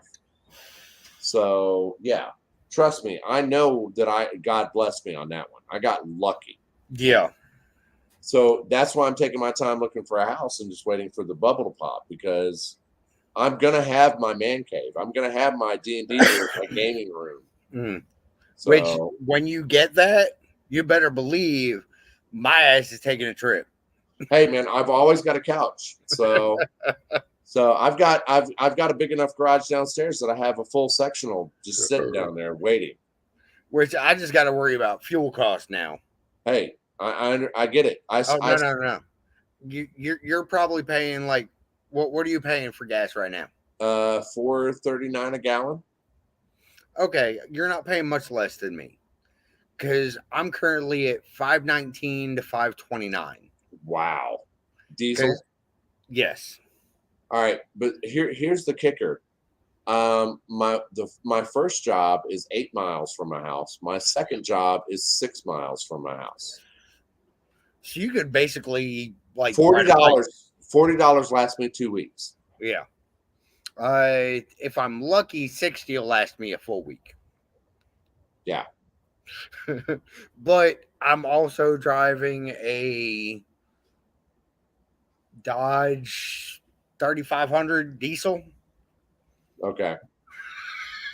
I went from a 2000 Hyundai Sonata that was a POS to a 2015 Chrysler 200. So I just dropped 8 something on brakes and tires and rotors and all this stuff, which back in the day when I was living in Georgia, if you asked me to spend $800 on my car, I would have had to like sacrifice 2 virgins, have the planets align, all this kind of stuff. Like I would have not been able to do anything, including eat.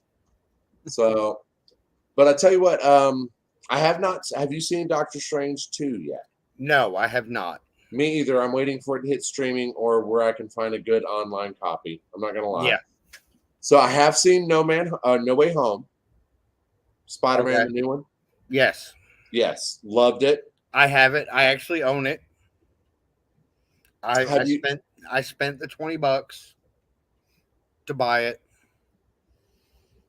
Eventually, I'll get there. I own 3 movies right now: Princess Bride, Ice Pirates, and Legend. Well, so those are the only movies I kept after my move. So, hey, Bab. Yeah. How many copies of Princess Bride do we have? We have the book, the movie on Disney Plus, and I own the movie. Can you hear her? yeah, no, trust me, I know.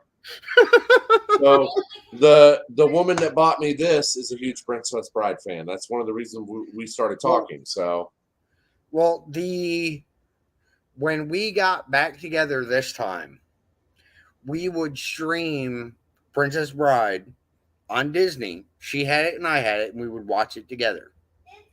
Well, I was here and she was in Tennessee. I understand. Because that is our movie.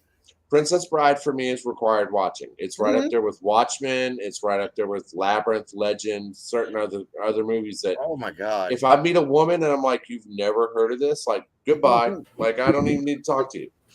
So. But yeah, Princess Bride. Welcome back, Sam. Our movie. Thank you. Welcome back. Are you pleasantly numbed? sir? It actually wasn't for me. I had my daughter needed some attention, so I had to Oh shit! cater to the princess. Does the uncle need to come out No, I think she's in his okay. big truck? I think she's okay at the moment. Oh, We got her situated. okay. But back to Princess Bride, because yes, required watching. Hold on. You do know that Uncle Dave now has the dually. Oh, so that got worked out. Mm-hmm. All right. Yeah, because the Dakota's about toast. Oh man, sorry to hear that. Same. So I loved my Dakota. now, I don't know if you guys have been. I mean, obviously, there's been a lot of stuff in the news today, but up until today, I have been following the whole Gore the Butcher segue into the new Thor movie. Like, I watched one Thor trailer, and I have to admit that when Chris Hemsworth is like, "Oh, Mjolnir," and like he reaches for it, and then it jerks away from him, and he's like, "Jane," I was like, "Yes." I don't even watch trailers. Wow. Okay. Okay, so you do know. I mean, whether you watch trailers or not, you know at some point Jane Foster was Thor. Oh yeah. Okay. Well, I mean, I've read the comics. I'm sorry. So don't apologize. That's good. They're using a lot of influence from that, and that's without ruining anything or Yeah. Too late. Y'all done ruined all of it.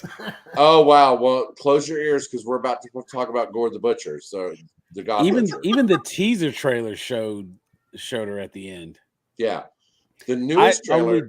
I only do the teaser and the official. After that, I don't watch like the second or the third.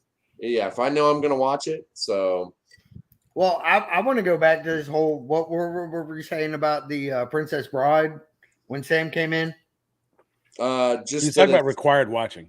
Yeah. Oh yeah, most definitely. I mean, I'll be out like I was at trivia tonight. And I'm sitting there talking to people in between rounds, and we're talking about movies or this, that, and the other. And I'm like, "Oh yeah, it was just like this part in Legend." And they're like, "Legend?" And I'm like, "You don't know what Legend is?" Or Oh my god! If I go out on a date with a woman, because I am single now, if I go out on a date with a woman and I mention the Princess Bride, and they're like, "What's that?" I'll be like, "Yeah, check please." Like, I'm good. Like, so like I mean, I had all right. So when I first moved up here, there was a beautiful woman that I was very interested in, and I was sitting there talking to her one day, and she mentioned that she had watched the last Avatar movie and enjoyed it. And I was like, "Oh, you mean the series?" And she was like, "No, the movie with the people." And I was like, "And you thought it was good?"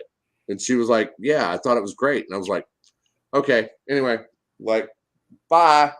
Like, because if you don't know certain movies, like, I mean, Ice Pirates is a gem. That's one of the few reasons I have that DVD. I've made sure I held on to it. Most people don't even know what Ice Pirates is. Yeah.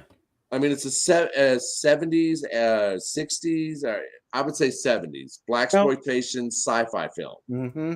Ice Pirates clearly came out in the 80s.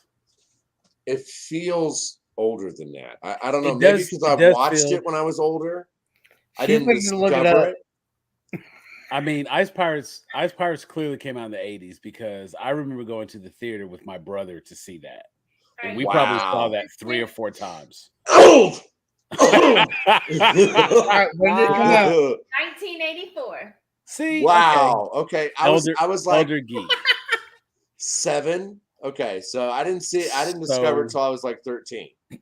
So Okay. like Dragon Slayer, Beastmaster, Krull. Oh, yes. I have that on DVD. God. Ice Pirates. It's horrible, but I love it. Ice Pirates was written by the same person who wrote Krull. Really? I didn't know that. Mm-hmm. Okay. I be at trivia too. Oh, excuse me. I don't win as much as you do, I'm sure, but no, we got like 16th place tonight. Like, it was bad. It was do a bad. whole sports thing. No. The third round was whether Bain or Abraham Lincoln said it, and we messed it all up. I mean, it was quotes, and we had to say whether either Bane from Batman or Abraham Lincoln said it, and we were off, way off. Mm. And then there were movie pictograms that, yeah, just did not make sense. I got The Matrix, I got Jurassic Park, but there were some that I looked at, and it was 3 pictures. We had to sit there and put the 3 pictures together to make a movie, and I was like, I don't know. Like, I don't know what that's with Jack in the Box, maple syrup, and a guy sitting at a small desk. I have no clue. Like, Drop Dead Fred. nope. Hold on. Just You're gonna make me give you an example because like I literally felt like a dumb. And what was the last one Sitting on at that? like a small desk or something. Hold on, I'll find the one I referenced. Office, that could, Because let's see, Jack in the Box. That could be Office Space. Because technically, Jack in the Box was a restaurant, and Jennifer Aniston character worked it. Come down, come down, come down. so Okay, I see. Is that a bottle of liquor in the middle? no, it's a No, bottle that's of the maple syrup, sir. Jack in the Box, maple, and he's working on a computer. Jack in the Box, maple syrup, and then he's sitting at a computer in a small desk. So I can send it to you on Messenger if you want to post it. Like, Yeah, throw it in there. Let's do some trivia. yeah, Let's see what everybody else comes up with. because literally, like, I felt I dumb. would love I to was know like, how much alcohol you put I- in my fucking drinks. I am slightly fuzzy. here, I'll send you 1, 2, and 3, Sam. You can post them by them. I'm gonna go get the answer sheet so I remember. Number 1, I had. Number 1, I was like, okay, that's the Matrix. It's a trench coat, a red and blue pill, and some sunglasses. Easy. Matrix. Yeah, Yeah. definitely. Exactly. I'll be right back, guys. All I right. might get a drink while I'm gone. You might as well. Everybody else is the well sauced. Understood. Understood. I'm curious about. Okay, so Her let me ass see. got me drunk. I Don't blame see. me. I told you I couldn't mix them right, so Well, hold on. Let's go back to this one. So if we got maple syrup, that immediately makes me say Canada. Right? And then we have a man sitting at a desk. So I then kind of want to go to. Okay, like we're gonna get a good image of it. I'm gonna pull that up. Let's get a Well, good. I was I'm thinking like Office Space or Hold on. Okay, so here's our image: mm-hmm. a Jack in the Box, maple syrup, and a man on a computer. But it's he's at a little. small desk. So toys, like I'm thinking Oh, toys. oh, yeah, the toy. Remember with Tom Hanks? Or no, not Tom Hanks. The toy. No. Richard. The no, toy was Richard Pryor. Richard Pryor. But does all that go together? Because Or Where do we get the maple Big. syrup? I'm thinking Richard Pryor in No, toy. if you're gonna do big, then you Or would big. you would have a Zoltar. If you're gonna do big, Or the keyboard. I was about to say you're gonna have Zoltar, you're gonna have the keyboard, and maybe you'll have like an adult standing next to a child. Mm. All right, we're gonna bring Jeff back in now. Boom, he's back. All right. So number 2 that you're seeing on the screen right now is Elf. I get it. Santa, he wanted maple syrup on everything, and then he is huge compared to all the other elves. Yeah, a toy, maple syrup on everything, and he's huge. Once he said it, I was like, okay, I kind of see that. Okay, So put up number 3 though. hold on. So there was the first one he mentioned, the sunglasses. That's obviously Matrix. That one's super easy. That one's no challenge. So I get that. Ooh, what is that cup you're using, Jeff? This is something that a friend of mine got for my Christmas present. It's got a Yeti inside, and it's all wood and all that kind of stuff. And literally, like, I use it all the time for water, whiskey, beer, whatever. Like it. See, I kind of want a rum and coke in my It might. Okay, never mind. You want another one? All right, No. I'm sauced. so You- what do you you think need number nothing 3 is? What do you think Okay, number 3 is? that one's easy because the cup. That's Jurassic Park right there. I agree. That was Yeah. my clue.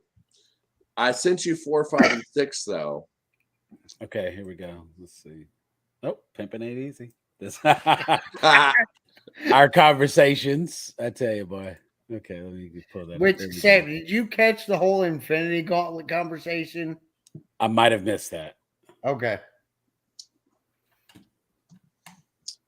Which, if you don't want to get back to, if you want to get to your actual what you wanted to talk about, It's not we going to can happen with us skip on the the phone call, Infinity David. Gauntlet. Yeah. No, that's Nah, next week. He's given up. I'm sorry. Yeah, it's all good. It's all good.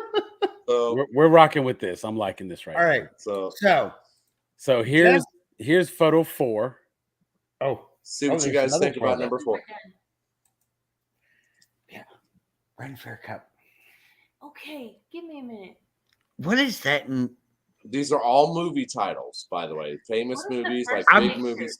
Yeah, what's the first picture of? That Let me looks like look. a ham.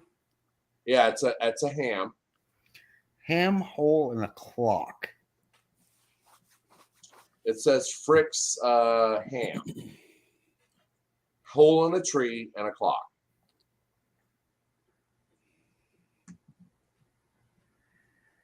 I have to give it to Tyler, the guy that does these trivia things where I go to at 1907 here locally. He has some of the best, most original questions. He's not repeated himself. And even though I went to trivia down in Georgia almost every week, I have not, he's stumped me many a time. Like, honestly, if we can ever get back up there with you, I don't want to hear it. I tried to get you up there for months. Wow. I know. But now he has I a hate the reason. fucking He has a mountains. friend to come visit. I hate the So- fucking mountain. No. He has another lives- leather creation to deliver by hand. Hint, Well, hint. okay. Um, Time out which on you that. can accidentally leave, and I'll be like, "Oh wow, this fits." Okay. Well, no, where she But you won't lived have the really in cool stamp on it. Murfreesboro, there was a mountain that I had to drive down, Mountains suck. I agree. and that mountain scared the crap out of me because I almost got run over by an 18-wheeler. Yeah, 18-wheelers on a mountain aren't fun. Yeah, our first trip to Pigeon Forge was like a life-changing experience. No. I live about an No, hour Black Cup. away from Gatlinburg, Pirate Pigeon Cup. Forge. I've been there multiple times, so it's Okay. not a bad place to visit. Mm, But number 4, which was the ham, the hole in the tree, and the pocket watch. You got any ideas on this one? No, I wanted something. To Kill a Mockingbird. Yeah, no, I never got that. I didn't either. No, Okay, so you get processed and packaged meat by killing an animal. Mockingbirds live in the holes in trees like that. They hollow out, like they I don't live get in the hollowed fact- out trees. and Gregory Peck in To Kill a Mockingbird does check his pocket watch several times during the trial or whatever. So I get it, but like that was kind of a reach for me. Put up number 5 though. Yeah, I never would have gotten that. See, I'm thinking like, oh, That's shit, very what was easy. that movie? That's very easy. Oh, really? Where were you 3 hours ago, sir? Is that not Godfather? You get a golf clap on that one. Bruh, So- that's so Yeah. easy. A That's the horse Godfather. head, Horse head gives it a away. cannoli, and a gun. The horse head gave it away. I once he said it, I was like, oh. I sat back and I was like, oh crap, I can't believe I didn't see that. David, that's an I need awesome my cut. pirate hat. So number 6. I'm not wearing a maid outfit. Take the gun, leave the cannoli. I mean, come on. Best line ever. Silence of the Lambs. Wow. Yeah, the moth in the middle. Yeah.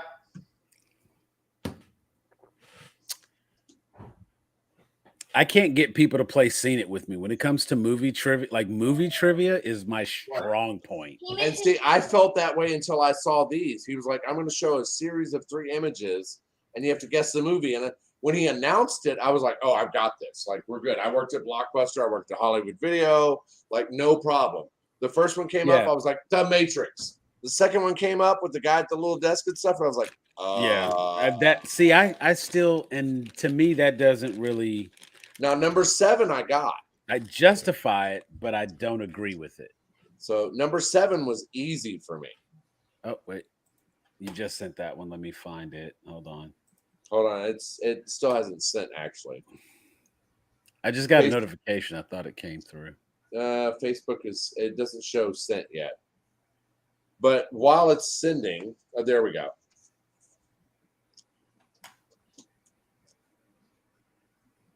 Is that not it? No, yeah. Number 7 I got. I was about to say I got this one. Pulling it up. Well, don't scream out the answer yet. Let me look. All right. We're not spoilers. So. And I still haven't seen it. Okay, it's coming up now. It's on screen. No, that's 10. But still, we can talk about 10 while you got it up. Where the fuck did I put my head? 10 is what came through. Okay. Count of Monte Cristo. I was looking I at sent you that. the last 4 all at once. Click on okay. Yeah, there you go. Click on that one. Oh my God, come on. Hold on, let David or I'm sorry, Pam. Yeah, like Pam. you never introduced me. My bad. No, Pam. you did actually, but I'm Everybody. horrible with names, and unless I've heard it 3,000 or 4,000 times, I forget it immediately. Hold on, wait. Marius, what movie is that? Kill Bill. There you go. Yeah. Yellow, a bride, That's my and a boy. katana. Like that's what I'm talking about. Come on now. You raised him right. What can I say? All right, let's go to the next one. Volume 2 for being exact. Wait, It's got to be a little crooked. Because you drunk. Boom. Yeah. Beauty and the Beast. Love Correct. it. Good job. Yeah. Correct. Got that one as well. I was a little thrown by the hairy chest, but then I was that's like, what no, gave it that's the away. giveaway. Really? I was like, that's the giveaway. That's actually one of the That's the owners giveaway. of 1907 that they took that picture for it. So I thought that was hilarious. He volunteered to be in that picture. I love these people up here, man. Like they're like, okay, you need a picture of this? Cool. So Okay, so the rose was obvious. Lumiere was obvious.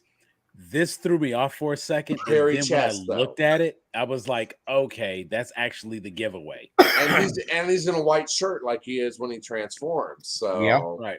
Like I said, it threw me for a second. Let me make sure we go to the right thing. Number 9, there we go. Oh, come on, man. What? It must be super easy. Run, Forrest, run. Thank It you. was. I got that one.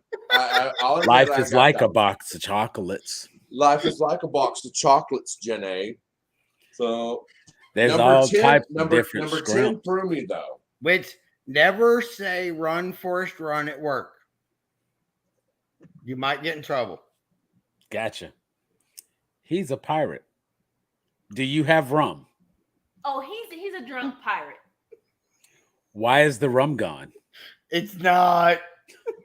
And you know what? My favorite part of that whole thing is he always remembered. Like he saw her later in another movie and was like, hide the rum. Yep. Which I don't know how I don't- feel about all right. Margot Robbie. Is that where you were When- going? wait, Oh. hold on. When we finish with this, we'll get to that. Okay. Okay. Yeah, we've only got this one left. What do you guys think number 10 is? I got it. It's very easy. I'm giving others an opportunity, but I immediately And see, I did not. I mean, I that thought right there. I have no clue. I thought Dracula because it looked like Vlad teepees in the picture Yeah, there. Saul was the first thing that popped into my head. Nope. Okay. It's So not a Saul. let me help with this. Look at this first image here. What is this? What is this thing right It's here? a sewer. Okay, so Teenage Mutant Ninja Turtles. wait. No. Wait, It was not Teenage Mutant Ninja Turtles. Hold I on. promise you that. So if we're Tell looking me at a this isn't sewer, it. hold on. If we're looking at a sewer and we're looking at a small little hammer, Like, say, a rock hammer. Something for polishing stones. anything? Alcatraz? Oh, keep uh, going. What you Or got? Escape from Alcatraz? I'm liking it. What you got? Come on. The Rock? David saying Escape from Alcatraz, The Rock. I like where you're going with it. Yeah, Just I pick the mean, right same one. vein. You're right there at it. I mean, Hey, It's Red, it's a TNT movies for guys who like movies. It comes on like every other weekend. Hey, Red, I hear you're a person that knows how to get things. I've been known to procure a thing or two. Shawshank before. Redemption. No, I'm not. Okay. I'm done with him. You know, no, Shawshank you- Redemption. Shawshank Redemption. I was fixing to say that. No, you wasn't. No, Yes, you No, wasn't. you actually, I weren't. No, you was. weren't. I was fixing to say that. No, you wasn't. Should I said it over? Shut up, Sam. Shut up. I said it over under my breath. You said it out loud. Right. You Hey. should have said it out loud. I knew you had that. Drinking before noon does not drinking rum before noon does not make you an alcoholic. It makes you a pirate. If you're wearing the hat, you're okay. It's So all about it's the hat. allowed. It's Yeah. all about the hat. If you don't have the hat, then then it's weird. So is Marius in the room with you? He is top of the stairs. Okay. He was. Because all right. So do you guys think these are the ones that we tanked on? Do you think it was Abraham Lincoln that said this, or Bane from Batman? Okay, Oh, hold on. shit. Let me boom. Yeah. Number one. Do you think we choose the times into which we are born? And I want to point out that I was geek enough to be in the middle of the bar with everybody, and I literally was like, "Do you think we were born? And choose the times into which we were born," because I had to hear it as close as I could to Bane from Batman Begins or the Dark Knight series before I could be like, no, I don't know if he said that or Lincoln said that. See, I'm gonna say Lincoln on that one. I'm gonna go Lincoln with that as well. It was Lincoln. So number two, theatricality and deception Bang. are wow. Yeah. Right? I remember that. I remember that. Name the scene then. The scene is actually when they are it's when he throws a smoke bomb, and it's the same, it's in the same conversation where he talks about it being like the dark, I was born from the dark. It's at the beginning of that part of the scene because he throws a smoke bomb and Bane is not phased by it at all, reaches through, like grabs his ass, throws him across the room, and he's like, theatricality and Deception are powerful agents to the uninitiated. Right. But of course, Bane is not phased by that shit because he a G like that. I remember. I that agree. scene. I got that one. Number three, there could be no true despair without hope. That's Lincoln. Sam, I have to give Tyler this. Like each week, he surprises me. When he did the Star Wars week, when he does, I like, feel like that's a Bane comment. it Go is do, a Bane comment. some trivia It with that. is. Yeah, There is no despair without true hope. It's one of the things he says as he walks out onto the football field. See, and I was thinking it was going to I don't be know. at the end of that scene because he's like talking to the It whole might crowd. be. I mean, I know it's around that time Right. period in the movie. Yeah, So you're off tomorrow, right? Who? You. Me? Yes. Oh yeah. I don't go back into work till Friday. I'm good. Good. You get us Okay. Right. Good. I have to work. good. I have to work in the morning, so at some point I will have to hop off. But We got 15 minutes, so we wrapping. But what's you're the next good. question? I like this. number 4, blood's been spilled to afford us this moment now. Lincoln. Yeah, I agree. Bane didn't care if blood was ever spilled. Like No. he didn't mention it. He never brought it up. He was like, okay, Bane cool. was throwing folks off of planes. Yeah. Okay. Blood being spilled was not his concern. Number 5. If you can look into the seeds of time and say which grain will grow and which will not, speak then to me. Lincoln. I'm gonna say Lincoln. That feels Correct. very Lincoln. Yeah. And mostly because it was long-winded, I said it's Lincoln. Yeah. Bane is short, sweet, and to the point. Very So, true. number 6. Behind you stands a symbol of oppression. Bane. Bane. Yeah. No, I agree. You know Bane. what? All you needed was some geeks in your group. That's the thing. You're the geek of the group. I can already tell. I will say that my back does kind of hurt from carrying the team tonight. You are the geek of the group. I can already tell. Because how are they missing these? I got most you're of these, being but there were a outvoted. couple here and there. Yeah, You're being no. outvoted by your team, and that's why they're missing these. And I'll give you an example where I got outvoted earlier because, all right, so 1907 is a local bar I go to. It has 30 craft beers on tap, and they do trivia every Wednesday. Well, one of the first weekends I went with my friend Nikki, who's a very beautiful woman, and we did a paint and sip thing where we painted different beer glasses on wood and this, that, and the other. And apparently they took a picture. Okay. And that I come to find out months later, I met up with Nikki again, and she went in the women's bathroom, and she was like, do you know that you're in the bathroom in the women's bathroom? And I was like, no, I don't really go in there that much. Apparently they had taken a picture of us all standing out in front of 1907 with these wooden things that we had painted. And yeah, I'm in the women's bathroom. So tonight, my brother wasn't there. Normally, if my brother's there, our team name is Zombie T-Rexes. That's our name. Zombie Like, T-Rex. Okay. Yeah, that's our team name every week, week in, week out, when my brother's there. Every time I do I was- trivia, my name is Brown Gets Down. Okay, see, all right. I got one for you. What you got? Jaw splitting girth. I have a list of team names, and most of them he's outlawed. Like Lewinsky's Dry Cleaning Service, Donner Family Vacations, Gacy's Traveling Circus. Like most of these that I've tried, Not he the is like- traveling circus. Oh my god. he's been like, no, choose That something probably else. took us. That probably. But took us guy in the women's bathroom tonight apparently passed because I was the only one on the team. And I was like, I took him the first round answers, and I was like, please veto this first name. Please veto this team name. And he looked at it and he was like, not gonna happen, bro. Not gonna happen. I love it. So yeah, it was no one knew, but I knew, which made it all the worse. Mm-hmm. Yeah, that became an inside joke for the whole place. Oh yeah, it was bad. So number 7. Each of us has made it possible for the other to do terrible things. Spain. I'm gonna go Lincoln. David? I'm gonna go Bane. Lincoln. Really? Bane never cared about doing terrible things. He would never say each of us.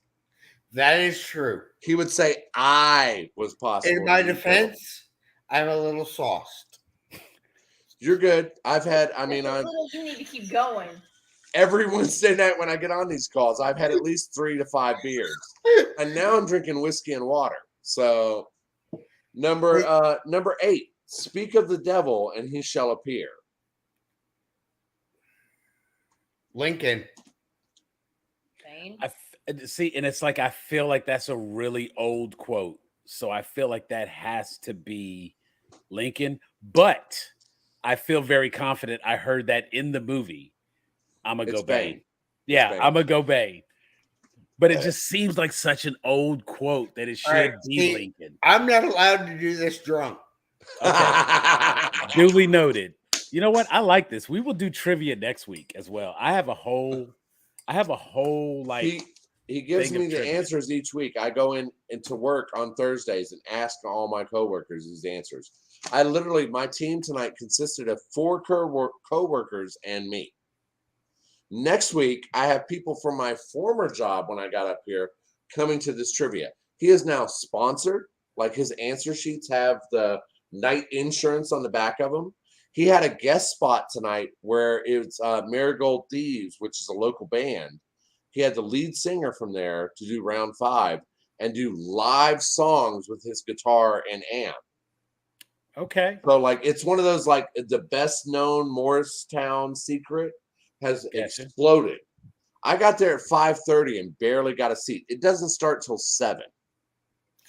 Damn. You used to be able to. You showed up at trivia at 6:40. the point. That shit is nothing like that. There's plenty of space. Dude, you used to show up at 6:45 and it started at 7. Plenty of room. Now you show up at 5:30 and you're like elbowing people like, no, this couch is mine. So I have never been to a trivia night where it is packed. there were 20 teams tonight. Like Wow. you show up because honestly, And you're allowed up to 8 people a team. Damn. The name that I gave you was actually used at Hooters, which used to be really popular for trivia because one of their guys was a popular trivia guy. And Jaw splitting. Like, Girl. there's- That is a hell of a name, though. like there was all kinds of room in freaking Hooters in the middle of the week. That can go either way.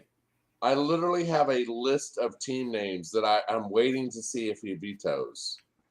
So, You need to add the one by I just list, gave you. I mean, I literally have a list. Yeah, So- add the one I gave you. Ray Charles driving instructors, Stevie Wonder's reading class, Ooh. Freddie Mercury's blood drive, Ooh. Kurt Cobain headshots, Wow. Oh my God. Wow. Michael Jackson's daycare service. Yeah. Helen Keller's special arts class. Ooh. Helen Keller's Not Michael Jackson's recording daycare studio. service, though. Wait a minute. Wait a minute. Waco church service. Donner family vacations. So Dahmer's bar boys. Mm. Gacy's juggling class. Trump's wig service. Lewinsky's dental service. Yeah. And then there's also Lewinsky's dry cleaning service. Or Lewinsky's dry cleaners, I'm sorry. R. Kelly's Film Academy. Casey Anthony's Child Protective Services. Ooh. I would Gacy's go back to R. Kelly. R. Kelly plumbing services. Ooh, I'm gonna add that to the list. Like we literally like plunge that line. Like we're trying to see where he's come over to us before. Like be like, no, change the name, bro. Like change the name. Like we said, Epstein's family vacations. He was like, no. So, but anyway, G. Maxwell Travel Agency. Number 9. It doesn't matter who we are. What matters is our plan. Lincoln. Yeah. Bane. Really? Yeah. That's what. You know what? Like as That a might geek, be on the airplane. As a geek, I was impressed because I literally was like, I did the Gettysburg Address when I was a kid. I studied the Emancipation Proclamation. You know what? I know Lincoln like I don't know other presidents. That is. I know actually- Bane. I feel And like that's a good comparison, though. Yeah. Number 10. Shall we stop this bleeding?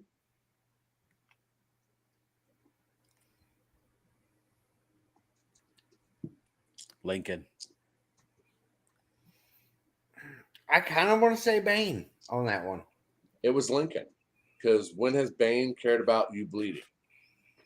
That is true. That is true. So we went over round 5. Let's see here. I think I'm ahead right now. I feel like I've only missed one. All right, here's one for you though. Round 2 was famous slogans.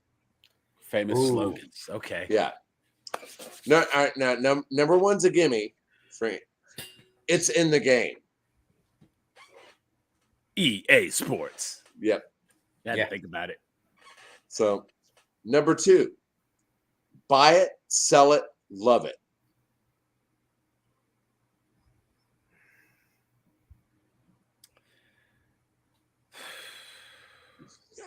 That is wait. Buy it, sell it, love it. Oh, is that like I have off- no fucking. I clue. feel like that's like offer up. Wait, what I said offer up is one of the choices, but you're thinking too recent. okay. eBay. eBay. Okay. Back Okay. when they used to buy actual commercial space on TV, buy it, sell it, love it was an eBay slogan. I was actually trying to come up with that other one that's on like they had a commercial for a little while for that one.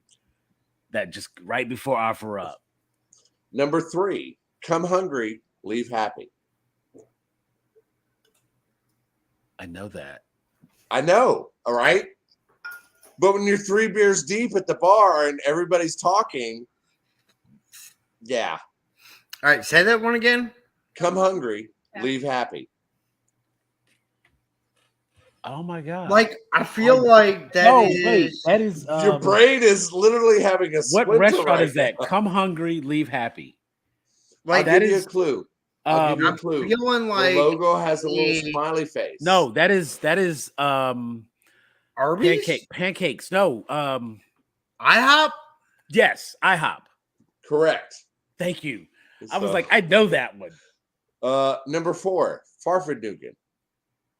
Volkswagen. Volkswagen. Yeah, I mean, he does throw a couple easy ones in there. People got to get points. Volkswagen. Number 5, you are now free to move about the country. Delta.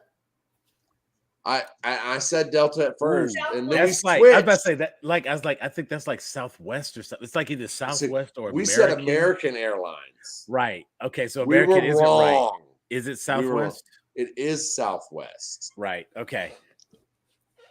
Number 6, good. Campbell's. Campbell's. He pointed. All right.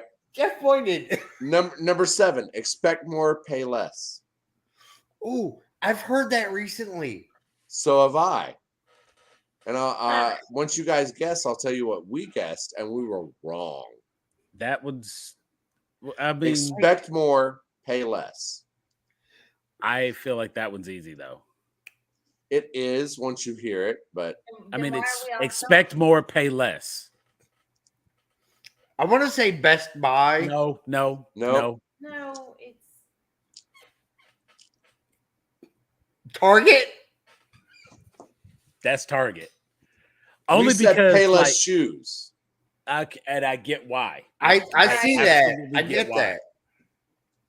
But And we shop at like there's a Walmart literally in walking distance from the house. So I know. we're at I Walmart remember. a lot.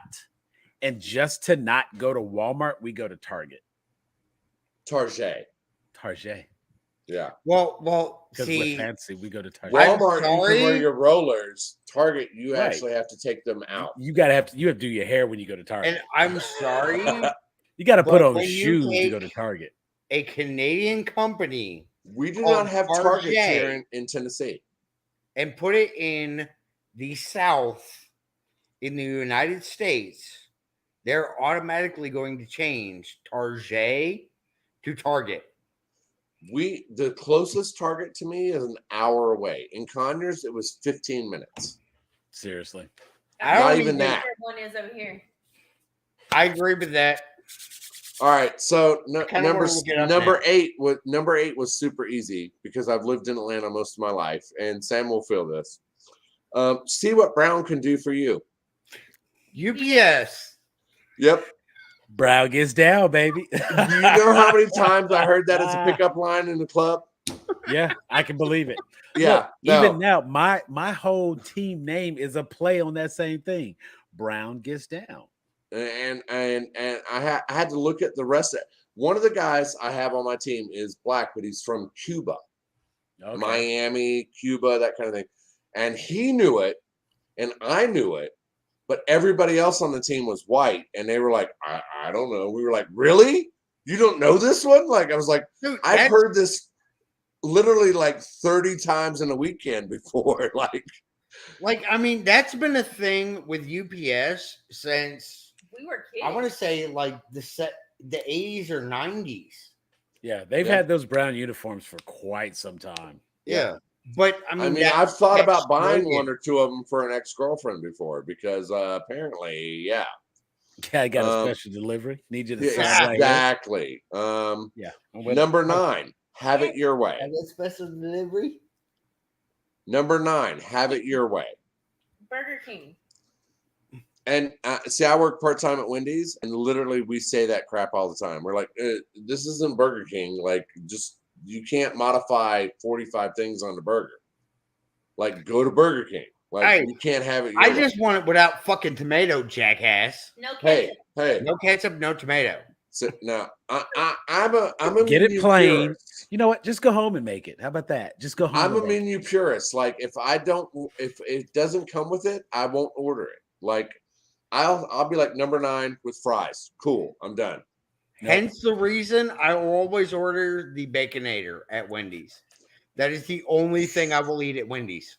I eat so much bacon working there. I can't even tell you how much bacon. But I feel like doesn't the Baconator come with ketchup? No. Mm-mm. I don't know. I It eat is bacon straight meat, off the pan. I can't tell you. Bacon, cheese, and mayonnaise. That's it. Okay. I know there was mayonnaise on it. I felt like it was mayonnaise, ketchup, bacon, cheese, meat. No. Like That's a junior There's no bacon ketchup. cheeseburger. okay. The junior bacon cheeseburger has mayo, lettuce, tomato, bacon, Ketchup. meat, ketchup. But Yeah. All right. So number 10, obey your thirst. Sprite. Gatorade. And see, we said Sprite. Gatorade. Sprite. You know, it was Sprite. Fuck. Exactly. Trust me, by the time that we were in round 4 and we were in like 16th out of 20th Let me place, tell I was you like, something. what is going on? All black people know the slogan for Sprite. I don't know why. I could not explain it. But if you go back and you kind of like look at the history of Sprite, all of their commercials are very urban. Let me just say that. They're very urban. LeBron James is a spokesperson for Sprite. We know Dude. Sprite. Like, you ain't wrong. I don't know why. I can't explain it. I don't even like Sprite myself. Which, But Wow. I know Sprite. All right. and So since you brought it up, Sam, What's I up? have to ask because I was watching George Carlin earlier because I found George Carlin on HBO Max. Love Carl. Oh my God, I have missed Oh. that man so much. I like the couch. The couch is missing. But why I'm sorry. is When it? I think of a couch, I think of something else. Dude, I'm single though, so hey, the you know. giant couch with the fucking Coke monster behind it. I'll give you that. Anyway, Right. so George Carlin posted a question earlier. Why is it that urban is synonymous with black? Because even like when Sam posted something in Grown Egg Geeks a couple week earlier, whatever, about Sesame Street, about Right. inner city kids and Yeah. reaching inner city kids and stuff, that it was not about white kids, it was about inner city kids / black kids. Yeah. And I watched that whole video. I remember the programming. I never paid attention to it when I was a Neither kid. did I. When it was pointed out to me, it stood Oh, out. And I oh was no, like, it clicked you are immediately. absolutely right. Oh So- my God. But even like what's I'm sorry, it's late, and We're talking about Sesame Street characters. No, we're talking about the guy that changed his sweater and like Mr. Rogers. Mr. Rogers. I said I wanted to say Mr. Robinson. Conductor. I knew that was not right, but literally he almost got taken off the air back in the day because he took a foot bath with a black mailman. Yeah. Mm-hmm. And he had to go before Congress and defend himself, and literally got more funding because of it. Yeah. Because Mr. Rogers is amazing. And comically enough, who is Mr. Conductor? I don't know. Sam? Mr. Conductor on which show? Where on Mr. Rogers. On Mr. Rogers' show? Who was Mr. Conductor? Wait. I don't know. Oh my God. I don't know. Jeff? I'm sorry. Jeff said he didn't know. Like I can picture Cowboy Bill off Pee-wee's Playhouse. Right. I know that's Lawrence Fishburne. And I'm picturing like I see the king and queen of puppets. Right. I'm trying to think of the characters. I'm picturing him changing his shoes. George Carlin was Mr. Conductor. Yes. Really? Yes. No. Now that he says that, I absolutely see that. No, it clicks now that he said it, but yeah. Yeah. Yeah.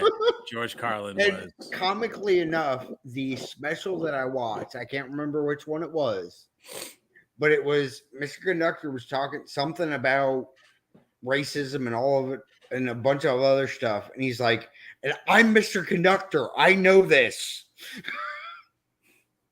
And it was fucking hilarious. George Carlin was one of the best comedians we've ever had, period. I hate to say this, but over Richard Pryor, Eddie Murphy, all this, he was the first one to realize that if you wore brand clothing, that it would get propagated out into the media. Like he wore all black for a reason. He was definitely more socially aware than and politically aware. Yes, very much so. Like when it's funny because whenever the terminology of something like something being woke, they don't think about people like George Carlin who did so much more for empowering the individual and making people think. I agree.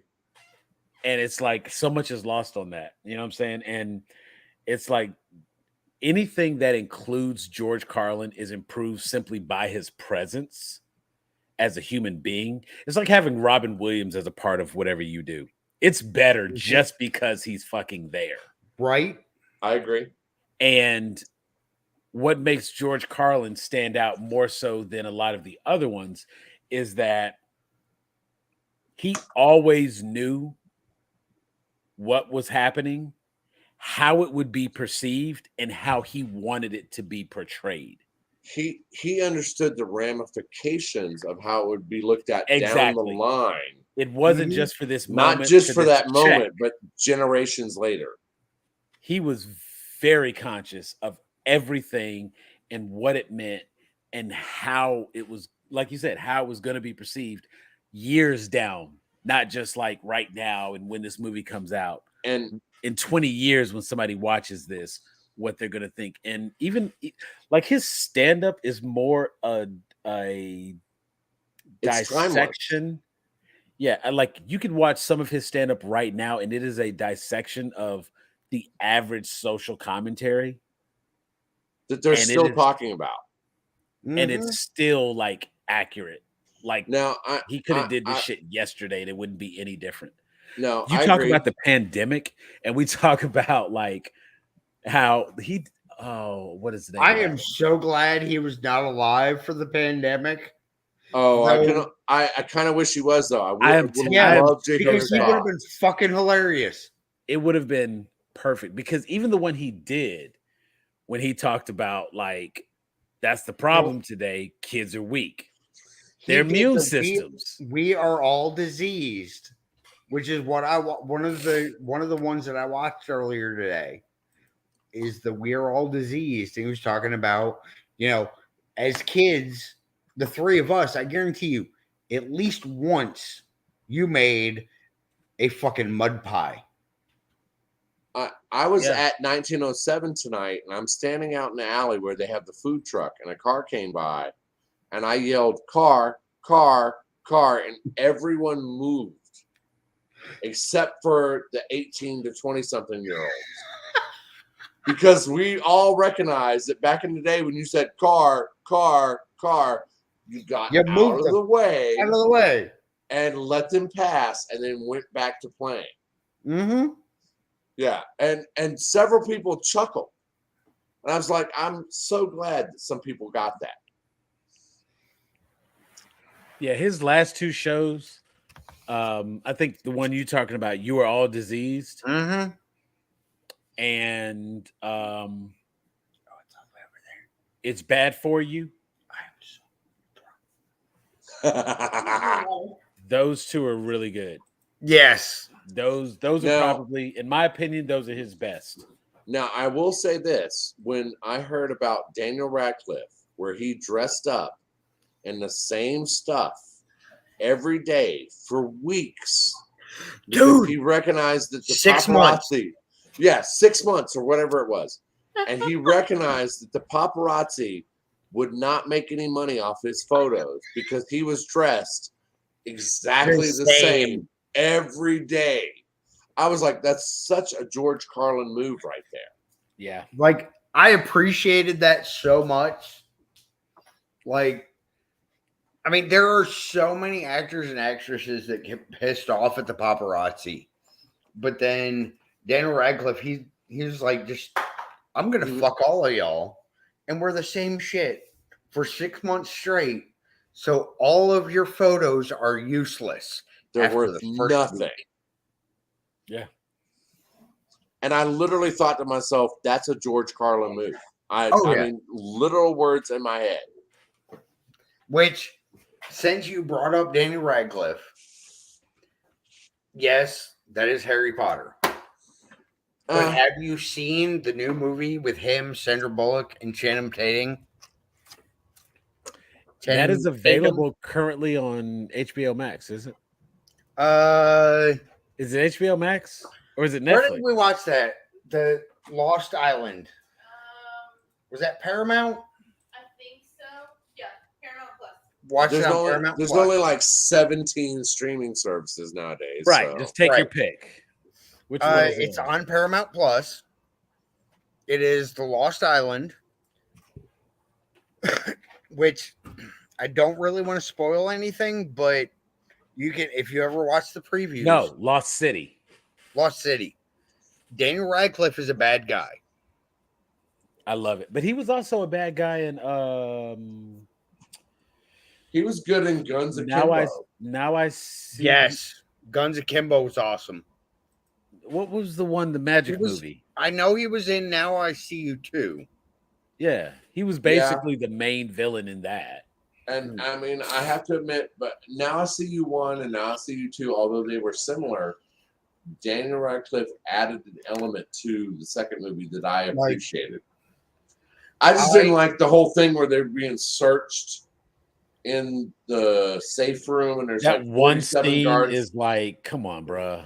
Like no one saw that being passed around. Or... I had a really hard time. Like, I'm all for like suspension of disbelief, and I go with it. And I go to watch movies to enjoy them. I don't need to dissect everything. I don't expect everything to win an Oscar for any reason. And even I'm watching that scene, and I've seen that scene so many times, like YouTube clips and things like that. And it's just like, I agree. The more I see that scene, the less I like it. And the more it makes it difficult for me to enjoy that movie. Now You See Me 1 was easier to suspend disbelief than Now You See Me 2. And I haven't seen the second one yet. But David, this is true in most movies nowadays. When you watch the first movie, it surprises you. When you watch the second movie, you expect certain things from it because of the first movie. That is true. And when they do the same things, it doesn't get you as much. You don't get as shocked. You're not surprised. you're kind of like, okay, they did this in the first movie, but they added this. Yeah. And Yeah. I have to admit that Marvel has bucked that trend. So I may not like Shang-Chi, I may not like Black Widow, I may not like certain movies in the MCU, but overall they have bucked that trend where just because I saw it in Thor 1 or Thor 2 does not mean that Thor 3 was the same. Or Avengers Infinity War was so shocking because all the stuff leading up to it, in game, like Phase 4, I have not seen Doctor Strange 2 yet. That's one of the few that I have not seen. I'm looking forward to Thor 4 as a God of Thunder or whatever it's called. Love and Thunder. Love and Thunder. I literally refuse to watch a trailer on it. I have looked up Gore the Butcher and compared how he looks compared to how the comic books portray him. And except for the hood, I'm happy. Like, I'm good. Like, he does look different, but he is at least close enough that I'm happy. She-Hulk CGI is one of the few times where I was like, really, Disney? You couldn't spend an extra like 10 grand and like make it look good. Like, I'm not saying I don't want She-Hulk to carry me to bed. Like that, I did not know that was a fetish I had. But her CGI in that movie or in that series, I'm just like, you need to touch this up before it comes out. Like, oh, come on, Jeff. You know you want a butch woman. Hey, if you can, if we can get together and have a good time, and then you can help me move a fridge, I'm down. So, see, the funny thing is, that's not even a butch woman. That's like such a level of jacked that it's arousing again. You know what I'm saying? Like, it's one thing because she's to look muscled, at a woman, but not like a muscle bodybuilder No. that you see nowadays. But see, it's funny because you look at a bodybuilder and you're like, you know, if you see a woman that looks like she could like beat your ass, that's one thing. But like, if you see a woman that looks like she could beat your ass and lift a Toyota, it goes beyond like fear into like this other category of like curiosity. Who was it that they posted in Grown Up Geeks Just about immediately they were becomes snoo. scared roused. The scared roused was the word, and it was from Futurama. Yeah, like I mean, and I literally laughed out loud at work because I was like, you know what? That's a perfect encapsulation of what that means to me. That's exactly what that means. Yep. I'm both turned on and scared at the same time. Yeah. Yeah. That's that is the definition. So, when is that coming out? Well, I know Kenobi drops this Friday, the first two episodes. Kenobi does drop this Friday. The new which I have avoided. The Mandalorian. Would you say Mandalorian? What? Book of Boba Fett, yes. Mandalorian, we'll see. Hey, because Book of Boba Fett was kind of weak, and then Mandalorian came in at the end, and I was like, "What?" Yeah, I will admit, I only watched like six episodes of Mandalorian, and I got bored with it. Go back and watch some more because how did that happen? Mandalorian is Baby Yoda aside, Grogu, whatever you want to call him.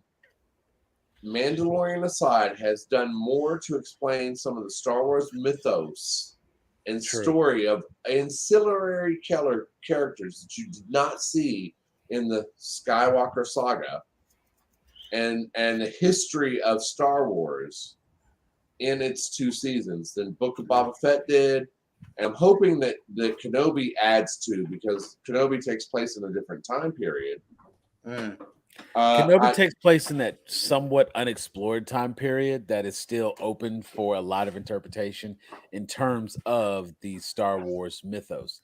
It's the same realm that like Rebels existed, but things that were more canonized, like Clone Wars. Clone Wars has a very specific time period, whereas Rebels kind of covers it has to be about this time. Now, Bad Batch did a good job. Bad Batch is another one. Again, when you look at the time, anything that takes place after episode 3, but before A New Hope, I'm down. And that's So- why when they announced that they were going to move forward out of the Skywalker saga era and talk about some other characters, I was like, yes, please go forward, go back, whatever. Don't let me hear the word Skywalker anywhere in this series. I'd be okay with that. And I'd be down with that. Is Obi-Wan between Rogue One and New Hope? I don't know if it's between Rogue One and it can't be. It can't be, because by the No, time it's we get to before Rogue One. I was about to say, by the time we get to Rogue One, that takes place literally right before A New Hope, because Leia is on the Rogue One Corvette. ends with the New Hope starting. Yeah, like That's they're true. trying to get the plans on the Corvette. They're trying to get to Leia's Corvette to give her the plans. You mean Corvair? You said Corvette. I did say Corvette. I'm not sure. I had the toy when I was a kid. Terminology escapes me. I remember regretting the fact that I ever destroyed it in my He-Man, Transformers, Star Wars Intergalactic War in the backyard. Dude, I don't even want to talk about it. I had my Ewok village burn. Same. Burn. M80s do a ton of damage. No. That's all I'll say. Yeah. House fire. The Tantai 4 is a CR-90 Corvette in the service of House of Organa. Okay. Corvette. Okay.